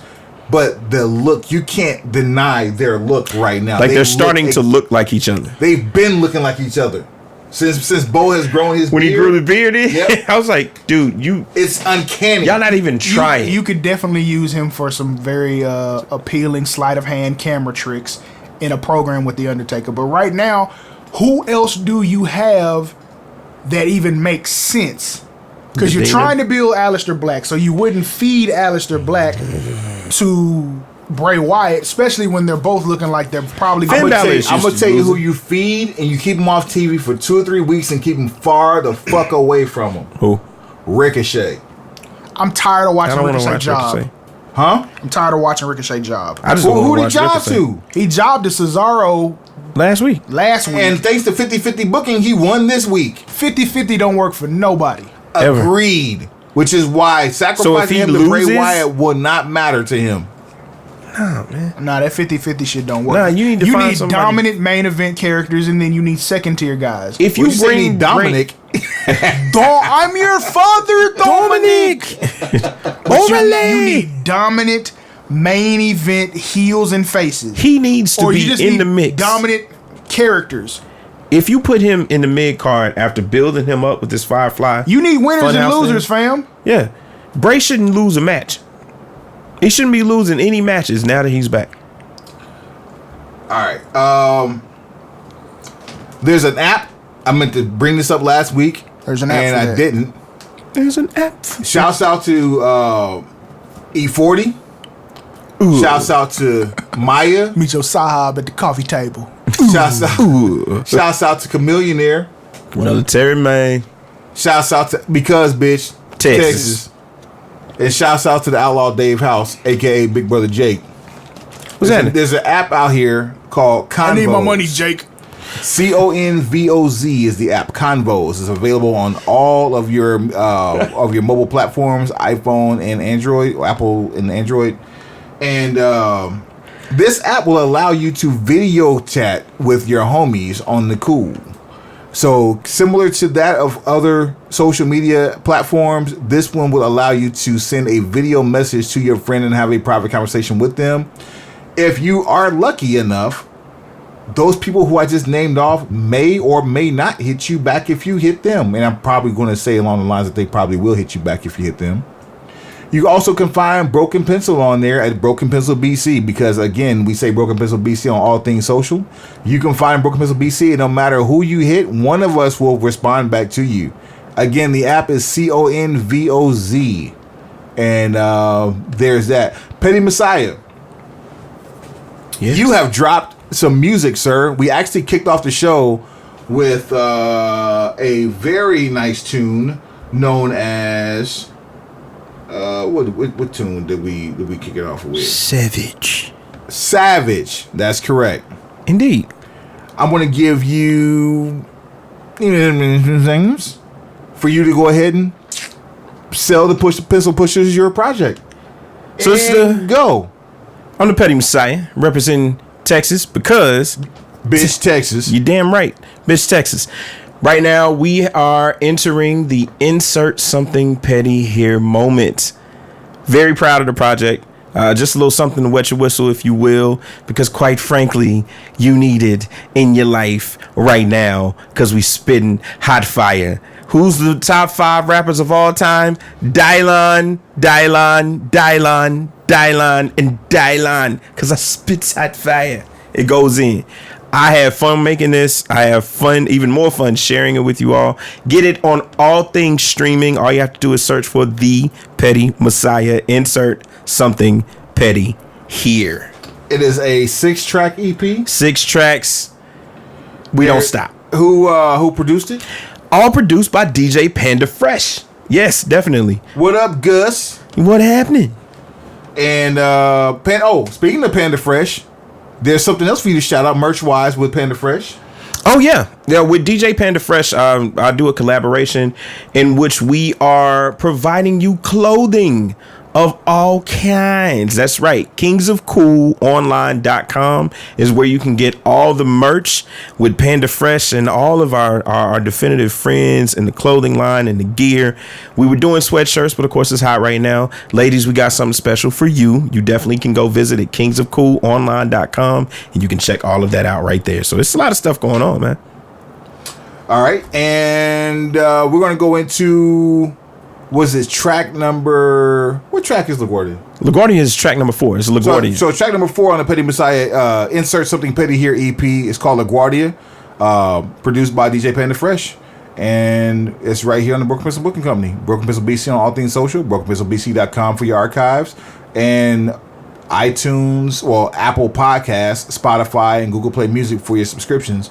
And we'll be... Right after we come back after LaGuardia... We'll have Lance Archer in the building with us. We be thinking about it. There's a whole lot of people around you that shouldn't be around you, you know what I mean? You gotta clear that space out. You gotta give space to them. You gotta let them breathe, you know what I mean? You gotta let them breathe. You gotta talk to them. You gotta be honest with them. You gotta be in their face. This is a Broken Pencil Gotta spit that to them. World premiere. Let niggas tell it they be carrying the bar for you.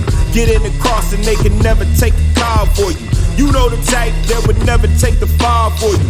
Get in some shit and they would never stand tall for you. Backstabbers, pain to be a real nigga. Lap dogs, could never be a field nigga. Mask off, prep you for the kill niggas. Hey, is that how you really feel, nigga? Tell me if you got it in for me truthfully. Instead of sneak dissing about what you gon' do to me. I take it serious when niggas talking shooting me. Wait at your house and put some killers where your Uber be. Let's keep it crystal like a bitch is stripping daytime. Have some Jamaicans come and carve you up on FaceTime. So when it come down to respect, you know I take mine. Overkill, they gon' charge me with a hate crime. Keep talking shit and I'ma hit you with the hammer. I hate you whack niggas like crackers from Alabama. Roll Tide, Roll Tide, Roll Tide, Roll Tide, Roll Tide, Roll Tide. Say you want attention, I don't think you wanna do it. Hold the knife steady, then I slowly pull you to it like Roll Tide, Roll Tide, Roll Tide, Roll Tide, Roll Tide, Roll Tide. Let niggas tell it they the reason that you up now. But you got Bentleys and you see them on the bus now. You know the type that'll wait until your luck down. Try to set your main up for the bust down. Well wishes, they'll never show they face to you. Fail pushes, trying to stick a case to you. Tail switches, only show the fake to you. My niggas say it with some bass, would ya? Tell me if you got it in for me honestly. Instead of whispering, you really wanna run at me. I give hints when a nigga talk of finding me. I'm outside, bitch, nigga, that's where I'ma be. Let's keep it crystal like a bitch is stripping daytime. Have some Jamaicans come and carve you up on FaceTime. So when it come down to respect, you know I take mine. Overkill, they gon' charge me with a hate crime. Keep talking shit and I'ma hit you with the hammer. I hate you whack niggas like crackers from Alabama. Roll Tide, Roll Tide, Roll Tide, Roll Tide, Roll Tide, Roll Tide. Say you want attention, I don't think you wanna do it. Hold the knife steady, then I slowly pull you to it like Roll Tide, Roll Tide, Roll Tide, Roll Tide, Roll Tide, Roll Tide.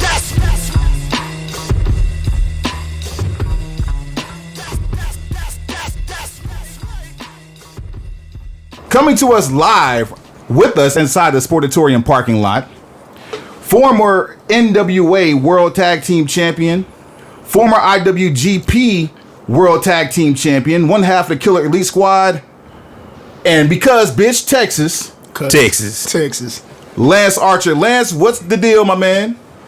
What's up, man? You forgot to mention two-time Noah GHC Tag Team Champion. That's what you're here for. You got to let us know these things. So for the masses that may or may not know who you are, and those who don't know who you are, they need to slap themselves, because we do believe that it's fuck the casual fan. And, I will slap them for you if you'd like. Please, you're more than welcome to come into the parking lot and slap up whomever you want to. Fantastic. Give us your elevator speech on a quick rundown of where you came from and where you got to, and how you got to where you are right now. If you want a quick one, it's basically I'm coming up on 19 years in wrestling. Congratulations. I started in Texas. Spent about 4 years on the independent scene. Then I started with TNA in 2004. Was with TNA till 2009. Then I started with WWE in 2009 until about 2011. And then I've been with New Japan since 2011 till present. Cool. And we know we're going to get into the G1 Supercard and the G1 Climax tournament coming up here in Dallas because it's Texas. Right. And I know you're looking forward to that. Are you going to have any involvement in that? And don't get into too much detail because we'll talk about it here in a minute. Well, I can't even give you too much detail because nothing's really been announced. But yes, I will be a part of the show in one way or another. Fantastic. Let everyone know who you trained with. Well, the guy that I trained with his name is Sola Faitala, and I started in Austin, Texas, at a wrestling school called the Southwest Wrestling Federation. It was just a small independent place. The guy had opened up a wrestling school and a wrestling organization out of Austin. He originally had Ivan Putski as his head trainer, but by the time I joined, But by the time I joined the company, Ivan and the Putski family had left him, and so Solo, who had been a part of that company kind of since its beginning, was my main trainer. And I trained with, it was basically Solo, myself, and one other guy named Jason Baker. And I just drove from San Marcos, Texas to North Austin, Texas about 3 times a week, and just trained as just the 3 of us for the most part. It was about an hour each way, depending on traffic. And, I was still in school, still in college. I was working in downtown Austin. So everything had to revolve around school and actually my work and everything was along with it. And where'd you go to school at? I graduated, it was Southwest Texas when I was there, but it ultimately is called Texas State University. But I finally graduated in 2002. Okay, good deal. And what's your degree in? English. Imagine that, an English teacher that is, a degree English major who is a professional wrestler. BA in English. I never actually taught. That's gonna be my next question. So there's this little game we like to play with our guests called 21 Questions. As this is a hip hop podcast, with Infusion. A little game, 21 questions. Okay. Yeah. Oh, these will be fast. This is rapid fire, quick reaction. Okay. All right. So, being from Texas, we would expect, we would hope that you visited the Sportatorium. How many times did you visit the Sportatorium? I never visited the Sportatorium because by the time I got into watching wrestling, that whole era had gone away. I've been to the old place where it used to be. I'm really good friends, and still to this day one of my best friends, Monty Brown. He came into town one day and was hanging out with me, and he was like, "Well, we got to go." And he took me over to the area where the Sportatorium used to be. So, that's the closest I've come to the Sportatorium. Nice. And you're talking about Mr. Pounce, period, Monty Brown, correct? Yes, absolutely. Nice. All right, here's one of our more creative questions. Okay. You have 3 choices. It's our version of fuck, marry, kill. All right. Push, bury, future endeavor. Man, for somebody who's struggled and pushed in this business, I say everybody deserves one chance and a push. And I'm not somebody who's going to bury anybody, and I'm definitely not looking for anybody to get fired because I've been there myself. Fantastic integrity-filled answer. That is definitely an answer I did not expect, and out of the box, and a very respectable one at that. Licensing rules. Sorry if I didn't answer it the way it was. No, it was a perfect answer. Perfect answer. Okay. Licensing rules aside, I know you're a metalhead. What's your interest music? Well, we have some custom music that was made by a Canadian group out of his name's Taylor. I apologize, Taylor, if you ever hear this. I forget your band's name, but he kind of did it personally himself. Everybody Dies is the song title name that KES uses, and then I use on my own. On the independent scene, a lot of times the main song that I really like to use is Korn's Blind. I just like that Are You Ready, and then how it just hits hard. Okay. Absolutely. All right. Your favorite all-time championship belt, any era, any promotion, your personal favorite? Man, it has to be the IWGP Heavyweight title, just because I've been so close to it for so long now, and it's I've had good times in this business. Being around TNA in its earliest days when it was really growing and becoming all the different stages that it went through. My short, ill time in WWE, but my time in New Japan has been my most special time in this business, and just to see that title on a daily basis and to hold it and see how big and heavy it is, and to know that the history behind that, now the rest of the world is really starting to understand the history behind New Japan and the IWGP Heavyweight title and everything like that. So that to me is probably one of my favorite ones. It is massive. It is freaking massive. So you're going to start your own promotion. You're going to have a top heel, a top baby face, an announce team, and a head of creative. Run it down for me. Goodness. Wow. Okay. Anybody from any era. Right. Anybody from any era. Okay. Mm-hmm. Well, the man who got me into the whole wrestling business as far as enjoying it and wanting to be a part of it, Sting, would have to be my number one baby face. Wow. Okay. Good choice. In Texas. What's that? And because Texas. Well, yeah, absolutely. He lives here in Texas now, so absolutely. That's pretty cool. Heel, man. Let me think about that one for a second. I have to give the man props, and he's a modern guy right now, and everybody wants to hate on him, but I think he's doing an amazing job. on WWE television because everybody absolutely hates him, but he's got some of the most innovative offense, and he's doing his thing right. It's Baron Corbin. I think I would have to go with him as a heel just because everybody absolutely hates him, but he does a great job at doing what he's doing. Excellent choice. And what were the other ones? Head of creative in your announce team. Head of creative. Oh, man. You know, Dutch Mantel has always been one of those guys that had a really open mind to different things about the business. You know, he tried his time in Puerto Rico, TNA. He helped create characters like Abyss and whatnot, and he did a lot for me when I was there. So he's somebody that I would look to as far as creative is concerned. Dusty Rhodes, if God rest his soul, if he was still alive, he was a big supporter of mine, TNA and FCW, and just his ability to talk to you and how you present your character and your personality and how you speak on the mic and things like that. Those two guys, I think, would have to be my, go-tos as far as head of creative, especially if Dusty was still alive. And in commentary, I've really started to enjoy what Kevin Kelly has done with New Japan and everything that he's been doing. And then, excuse me, now he's going to kill me for forgetting his name. He did some stuff with Lucha Underground. He was with WWE at one point. Matt Striker?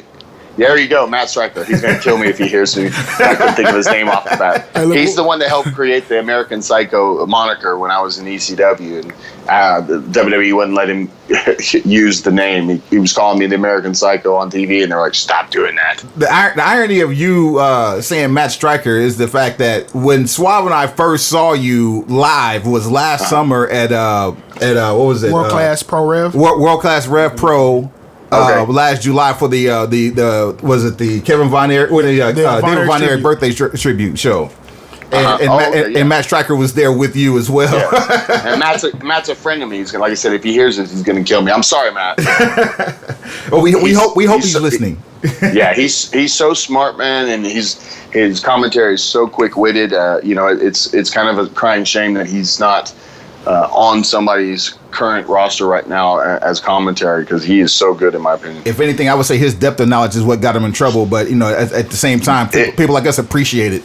Yeah, well, that's the sad part is his depth of knowledge overshadowed people who thought they were hot shit and they weren't, and he was better than they were in that sense, and so unfortunately people don't like competition sometimes. Right. So you know what? That's a perfect segue into the next question. Who is the most slept on talent of all time and currently?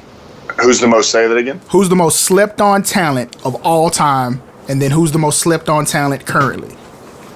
I'm the most slept on talent currently. Yes. There you go. Get that self promotion in. And of all time, oh man, I don't know. Let's go. Alex Wright. Wow. That's Wunderkind? Yeah. Okay. Good answer. He's had a few mentions on this show in the past, if you can tell by the pop. Yes, that is hilarious. Good job. Fantastic. Your favorite era of pro wrestling? Oh man, it has to be a mix of now, just because there's so much choice and opportunity, and I got into the business in mid 2000, July 2000. And WCW had closed down, and WWF until it turned into WWE was really the only thing, and then TNA just in its infancy started to come around, but there just wasn't a whole lot out there. The Japanese market had died down big time. I mean, you could go and disappear in Japan, you could go and disappear in Mexico or things like that, but the business wasn't as hot as it's been. So what is happening right now, and just the ability to work all these amazing independents. One of the great places I get to work at, Wrestle Circus down in Austin, Texas, which took a little hiatus, but now it's back. It's one of the premier independent organizations around the country, in my opinion. And there's so many like that around the United States and in the UK. The UK market is blown up. The Australian market is blowing up. Mexico is getting stronger and better. Obviously what New Japan is doing and their world expansion, ROH is still here. AEW, which just debuted, whether you like it or hate it, WWE, which just signed these multi-billion-dollar contracts, is not going anywhere anytime soon. It's just a time in the business where a lot of guys and girls are able to go make some money, and depending on what style you want to be a part of, you can go and do that and make a living and enjoy it and work in front of some huge crowds and passionate audiences and just have a blast doing it. So this actually right now is probably, in my opinion, one of my favorite eras, just because of all the opportunities that exist. And then I think you have to go, I loved WCW in its heyday with the NWO and then Sting doing the Crow persona, which was kind of the reason I started really following professional wrestling and wanted to be a part of it and stuff like that. So I guess you could kind of throw those two eras out there. It was hard not to follow anything back then. I mean, people who were, right. Didn't even watch this would tune on Monday nights just to see what's going on between, TNT and USA. Right. So did you actually get a chance to see Double or Nothing? I did. Man, what did you think of the show overall? I thought they did a really good job. I thought, Cody and Dustin, absolutely the best match in my opinion. It wasn't the most holy crap moment match, where, they're doing amazing, crazy moves or anything like that. But the wrestling was fantastic. The story was fantastic. The emotion was fantastic. Everything about what Dustin and Cody were able to do is what I truly think professional wrestling is about. And the fact that AEW, a company founded on some guys who just kind of buck the system, no pun intended, bucking, people think of the Young Bucks and they think of those guys and they just think of them going out there and having these insanely ridiculous matches all the time. And there were that on that card, but there was also, like I said, Cody and Dustin in the story they told. The Joshi wrestlers, the ladies that came over from Japan that, I kind of know who they are because I've been going to Japan, but I guarantee you 90% of the American audience had no clue who really any of them are. And they ingratiated themselves and got over with that audience in a way that was just awesome. So there were so many cool things. And then Awesome Kong, who, whether she wants me to tell this or not, back in my TNA days, I rode with the girls. Like, it was me and all the girls. It was Kong. Smart man. Gail Kim and all that. But me and Kong were room buddies, man. Me and Kong shared the hotel rooms all the time. And it was just, we were cool. And she would come hang out at my house and stuff like that with everybody when they'd come into Dallas and stuff like that. So it's cool to see her back on TV. And, I enjoyed watching her for the 2 seasons of Glow. I'd like to believe that, or hope that would actually come back around for her again. So it's cool to see her back out there and stuff like that. So I thought they did a really good job. Obviously their first show, I thought there were some little technical difficulties here and there. I think MJF is, we forgot to mention heel. How did I forget MJF? He's somebody you have to have on your show. Like I said, Baron can be the heater and MJF can go out there and just piss people off with everything that he says, man. So I loved everything from top to bottom. I think they did a great job. Obviously there's places they can improve, but who am I to say that because I'm not there and a part of that company. But they have some amazing talent. I think they have some amazing opportunities. The ending with Mox coming out, the roof came off when he came through the crowd. I thought they did a really good job of creating something really special to kind of kick off what AEW is going to be all about. There were definitely a few quality moments there, and we'll definitely dive deep into that later on in the show. We'll keep on with the 21 questions. Okay, I forgot we were doing that. No worries, you right in pocket. So let's see. Let's go. Stranded, TV stuck on one wrestling show forever. What's your choice? So I'm watching wrestling forever? That's what I'm doing? One show. One wrestling show. One wrestling show. One wrestling, like, I don't know, the Nitro where Sting beat Hogan. Wow. Is that what we're talking about? You went to one specific. Yeah, he went to a drill down. I was just gonna say, if you could choose to watch Mid-South wrestling for the rest of your life, or you could choose to watch Nitro forever, or you went to one.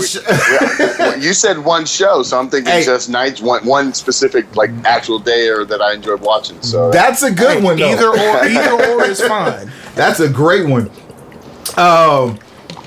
You get the chance to cut a promo on any celebrity right now. Who would it be and what would you say? Jason Momoa, just because he's He's killing it, and I want his spot. Okay. I got the hair and the beard. I think I could be Aquaman if they let me. No, but nothing but love. But yeah, I'd cut a promo on it. There you go. So back during your time wrestling in Dallas on a regular basis, where was your favorite place to eat? My favorite place to eat? Yes. Oh man. You know, we used to just come in and then take off, so Whataburger was always our choice. Because Texas. Because Texas, man. Yes. And the other place that we went, I can't really say that we went there and ate because we weren't supposed to be going there and eating, but then I ultimately ended up working there, you know, as a fantasy ranch. Fantasy ranch. I knew he was going to say that. Yeah. Don't ask me how I know. Well, we had some hookups when we'd go there because of the different people that wrestled and were around the business and stuff like that. And then ultimately, when I moved here first, that was my bread and butter before I signed on with TNA. Heck, when I was with TNA, I still worked the door at the club just because it was straight cash money and it was easy. Home of legs and eggs. Fantastic. You don't want to know what went in those eggs, though. No, I don't at all. And for the record, never ate there. For the record. Hey, the steak was good. Actually, you could get a steak and potato for like $6.50. It was amazing. Wow. Who has the greatest entrance theme of all time? The greatest what? The greatest entrance theme of all time. Like, who get the greatest entrance music plus pop? Like the Road Warrior pop? For me, I use it all the time when I'm talking about seminars and talking to this next generation of wrestlers who want to go out and do the most insane wrestling moves and matches all the time, that, you know, you need to have your name remembered, not just the moves you did. And the one person that I think that everybody in multiple eras, even to this day, will absolutely go nuts for is The Undertaker. You know, that those lights hit, that gong sounds, you're in it. You're ready for it. That's a great answer. and to have lucky enough to have been standing in the ring for one of them, you know, it's just a really cool and ominous moment. I'm sure you got chills everywhere. Oh yeah. Wow. Tag team partner for life, past, present, future. You're in a tag team, and no matter what happens to you, this is your partner. No matter where you go, who would it be? Oh man. And we're not talking about my partners that I've had, or just any past, present, or future. Yeah, you can fantasy book it. I can fantasy book it. Oh man. Can it be a 3-man team? Sure. Freebird rule. Well, I don't know what name you want to call them, but I always will call them War Machine. But you know, the sir. Hands in a row. They're good cats. You know, just great people. The intensity, it kind of matches mine and what I like to do. So, like, if I was able to have just a running 3-man tag team, those two cats would be mine. Yes, there'll always be War Machine at our house. Yes. Oh. Who is your dream match right now? If someone told you we can book anybody you want for your dream opponent, who would it be right now? Okada, he's the champion. Good answer. The Rainmaker. We need gold. Yeah. Good answer. Every time anybody ever asks me, I'm like, who's the champion of what company you want me to be wrestling in? And that's the guy I want to have a match with. Main event match and whatever the biggest show is. So, Wrestle Kingdom, me and Okada. Fantastic. So, if you're a fan, front row, what's the dream match you want to watch? The dream match I want, Undertaker Sting. Ooh. Yes. There's a man with integrity on this line. And I believe it actually topped one of our lists, didn't it? It did. Yeah. What's the best angle that you ever came up with creatively that got shot down? Man, I can list 1,000 of them from my WWE time because they constantly told us, give us stories, give us ideas, and I'd write them up and send them in, and absolutely none of them would get accepted. So have at it. Give us your top 3. Oh man, I mean, I can't think of anything straight off the top of my head as far as specific storylines. Just, you know, anything from basically coming out and just monster whooping whoever the champion was to, you know, dancing with Truth again, because me and him did some dancing stuff back in TNA that, you know, people seem to enjoy and whatnot. You know, and every single one of them got shot down. And usually the ideas that I came up with, you know, were shot down or they would give them to somebody else. You know, that's kind of how like WWE runs. It's who are they wanting to push and who are they wanting on top, and people pitch ideas, and then other people end up with those ideas. Okay. What's the worst creative someone brought you that you shot down? Shot down, man. I it would have to just be independent stuff, and it would just be some really, really silly, me personally on the independent scene, I get there's guys and girls out there that are trying to make a name for themselves and they're willing to do the most insane stuff. But, unless you're paying me, I'm not going to go out there and jump off the top of a building through somebody on a table just because you want to pop a 50-person crowd, and those I shoot down a lot. So if something insane or crazy comes across my that's from an independent scene, I just usually am like, well, you're not paying me enough, and there's not enough people for me to risk my life and body and everything for that. You saying that? I'm immediately reminded of horrible coming from me, but that's kind of how I approach it. You saying that? I'm immediately reminded of Sid Vicious versus Scott Steiner for the WCW title. Sid jumping when he jumped off the middle rope and broke his leg. Like who asked him to do this? The super boot. Yeah, but that's such a small, silly thing. That's like, hey, I'm just gonna jump out and give you a big super boot from the second rope. Okay, cool. Snap. Oh shit. They said, see you 5 years from now. Yeah, and he's a cool cat, man. I've had the pleasure of being around him, and he was nothing but cool and very energetic and excited about the business and stuff when I was around him. So, kind of cool to meet him finally. And this was just like a year or so ago. Oh, nice. Excellent. We're going to get down to nitty-gritty. We got 4 more questions here for you. Who is your retirement match against? When it's time for you to hang it up, who is the last guy you're going to be seeing in the ring going against? If you're going to handpick that opponent. Man. I had to say my boy Monty Brown, just because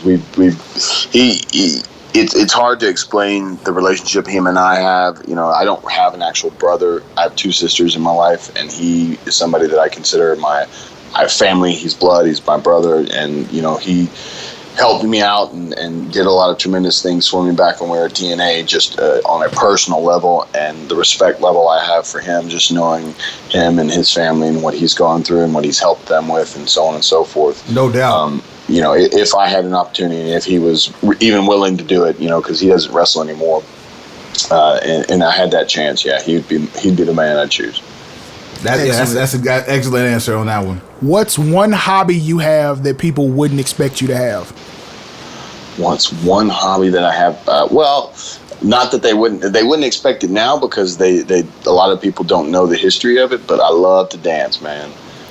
Actually, I'm on one of MVP's old school YouTube shows, dancing in some random Japan, whatnot. Okay. So once in a while, people find that out, and they're like, "You can dance?" And I was like, "I can pop and lock with the best of them, brother." Nice. Nice. Next time I see you or my wife sees you, I'll make sure we play some Planet Rock for you on GP. What is We have to be in the right situation for me to want. No, I'm ripping. There's no way I'm pulling that out on you, man. Through your eyes, what does pro wrestling look like in 10 years? Oh my goodness, what does it look like in 10 years? I mean, I just hope the expansion of the internet has helped the business tremendously. Like I said, it's opened the eyes of wrestling fans around the world to all kinds of different wrestling. I think it's what's kind of helping wrestling kind of create this excitement and boom that exists now. Like I said, when I would first start watching wrestling, it was WWF, and then it turned to WWE and WCW, and you had to have 2 VCRs set up in 2 different rooms, man, just so that you could record one or the other and then watch one or the other live or not, or flip back and forth and stuff like that. Now, with everything that's available online and the streaming networks that exist, and the ability, like Twitch has gotten really good with the wrestling companies. Like I said, Wrestle Circus uses the Twitch platform, and so people around the world can watch any of their favorite wrestlers just about any time they want to, and the archiving that that the network has and New Japan World has and stuff like that. And I hope that in 10 years that just has helped professional wrestling expand and become just so much more popular on so many different platforms that the wrestling fans are, they're probably a little oversaturated with it, but they're oversaturated with good choices. And, you can choose to watch WWE, or you can choose to watch AEW, or you can choose to watch in New Japan. And it's all supported because the fan base exists worldwide. And that's where I'm kind of hoping and thinking wrestling goes. I hope the wrestling inside the ring gets a little more story-based, though, because I think there's so many guys and girls that go out there and do these insanely amazing matches, athletic matches and whatnot, but there's just not as many personalities anymore. So I hope the personalities kind of get reintegrated into all this athletic, amazing wrestling that you see. Excellent, excellent. Last question. Okay. Give us your top 5, dead or alive. Top 5 wrestlers, dead or alive? Yes. Oh, man. Top 5 dead or alive. Okay, let's think about that for a second. Oh, man, you put me on the spot with things I hadn't really thought of. You have to put Dusty, I think, in there. Okay. In no particular order either. So don't think we're holding you to that candle. Right. Like I said, I think you had to put Dusty in there. Okay. I think however you think about him, Goldberg, just because the way he took over the business at the time, just the popularity that he garnered around the world. The Rock, who is transcended professional wrestling in every way that possibly could be done, but still can come in and be a part of it in any time, in any way that he wants to be. Okay. Obviously my fan favorite is Sting, just because of what he meant to me as far as getting into the business and enjoying the business and whatnot. And then I think you have to throw Ric Flair on there, just because he is the nature boy. He's he's been around and carried multiple companies in different eras and just, keeps cheating death, and thank goodness. Right. Absolutely. He can't do it forever, but, somebody and now he has legacy with his daughter who's doing extremely well in the business and stuff like that. So that is a pretty impressive Mount Rushmore. Yeah, that's a great top 5, my man. We definitely want to thank you for your time. Just let you know you are more than welcome to come back here whenever you want to the Broken Pencil. You are officially a pencil pusher. Thank you. You know where the Sportatorium parking lot is. So if you see a 10 ounce size, probably us, and we probably got some liquor right next to us somewhere. On July 6th, Dallas, Texas, American Airlines Center, the New Japan Pro Wrestling G1 Climax invades the U.S. I believe this is the first time they kicked off the G1 Climax in the U.S. Is that correct? Yeah, it's the first time that the G1 has ever happened outside of Japan. It's one of those things, man. I don't think the American fans truly understand the scale of what kind of professional wrestling they're about to see at the G1 Climax in Dallas, Texas. I'm sure they do, because it sold out relatively quickly. Unfortunately, no, it hasn't. No? It's picking up steam. Unfortunately. Okay.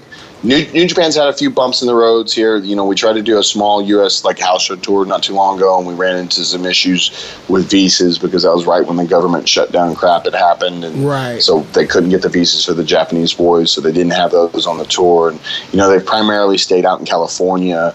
MSG sold out really fast, but that was when the Elite was a part of the whole show, and it was more of an ROH show than it was a New Japan show. Right. So this is the first time that New Japan is really trying to do a major scale show here in the U.S. We're backed by Access TV and Mark Cuban. It's going to be aired live on Access TV, but also, like I said, with what's going to happen, the history of the G1 Climax, it's not just a tournament. Recently it's been a tournament where the winner went on to face the champion at Wrestle Kingdom, which is New Japan's Super Bowl, their WrestleMania, whatever you want to call it, right, in January. But the thing is our champion is a part of the tournament, so there's a chance that the champion could win this tournament, and it's a tournament that's over a month long. There's, I think, 19 or 20 shows in all of them. It's a round robin tournament. So, you're accumulating points. So every win and every loss matters. Every night it changes in standings and things like that. It's truly one of the most exciting and probably the biggest singles tournament that exists in all of professional wrestling. So, for your listeners, if you haven't already bought tickets to the G1 Climax on July 6th at the American Airlines Center, I absolutely tell you should go do that right now, because you will regret it if you don't go and watch this live. And the wrestling that they're going to get is not only going to be the G1 Climax tournament matches, because they're going to make this a bigger deal. They're going to get surprise wrestlers from different eras. They had the great Muda at MSG. There's a good chance he could be back and part of this. You got legends like Liger. You have, like I said, the champion Okada is going to be part of it. Tanahashi, who, I didn't say in my top 5, but if you want to talk about one of the best wrestlers to ever exist in the business, he's one of those guys. So there's the amazing talent that's going to be displayed at the G1 Climax, I think cannot be matched by any company that exists, whether it's WWE, AEW, ROH, anybody. New Japan Pro Wrestling presents the best tournament situation that can exist, and that's the G1 Climax. I couldn't agree with you more, man. On the way out, go ahead and give us your social medias, man. Cool, man. Yeah, people can reach out to me at Lance Hoyt on Twitter, and I think it's at Lance Hoyt on Instagram, and Lance Hoyt, just straight Lance Hoyt on Facebook. I keep all of my stuff public. I'm not real big on blocking people. I just ignore you if you say silly shit. Excuse my language. But I keep it open. If you want to have a good conversation, hit me up, send me a DM, shoot me a message. We'll say what's up. And next time we have a cookout over here, I'll definitely get you invited, man. Impact Plus, yeah, the streaming app for TNA and all things Impact, New Japan World, the streaming app for New Japan Pro Wrestling, and also WWE Network, all feature some of Lance Hoyt, Vance Archer, and Lance Archer's work. So make sure you check them out and get your history up and learn about your man. Yep. Lance, it's definitely been our pleasure. We appreciate you coming on Broken Pencil Booking Company. Thanks to Lance Archer for joining us today here on the Broken Pencil BC. Shouts out to the Petty Messiah. Insert something petty here. Available on all streaming platforms. The Petty Messiah is available on all social media platforms. Indeed. Catch us on Broken Pencil BC on all things social. BrokenpencilBC at gmail.com. BrokenpencilBC.com for your archives. And Suave.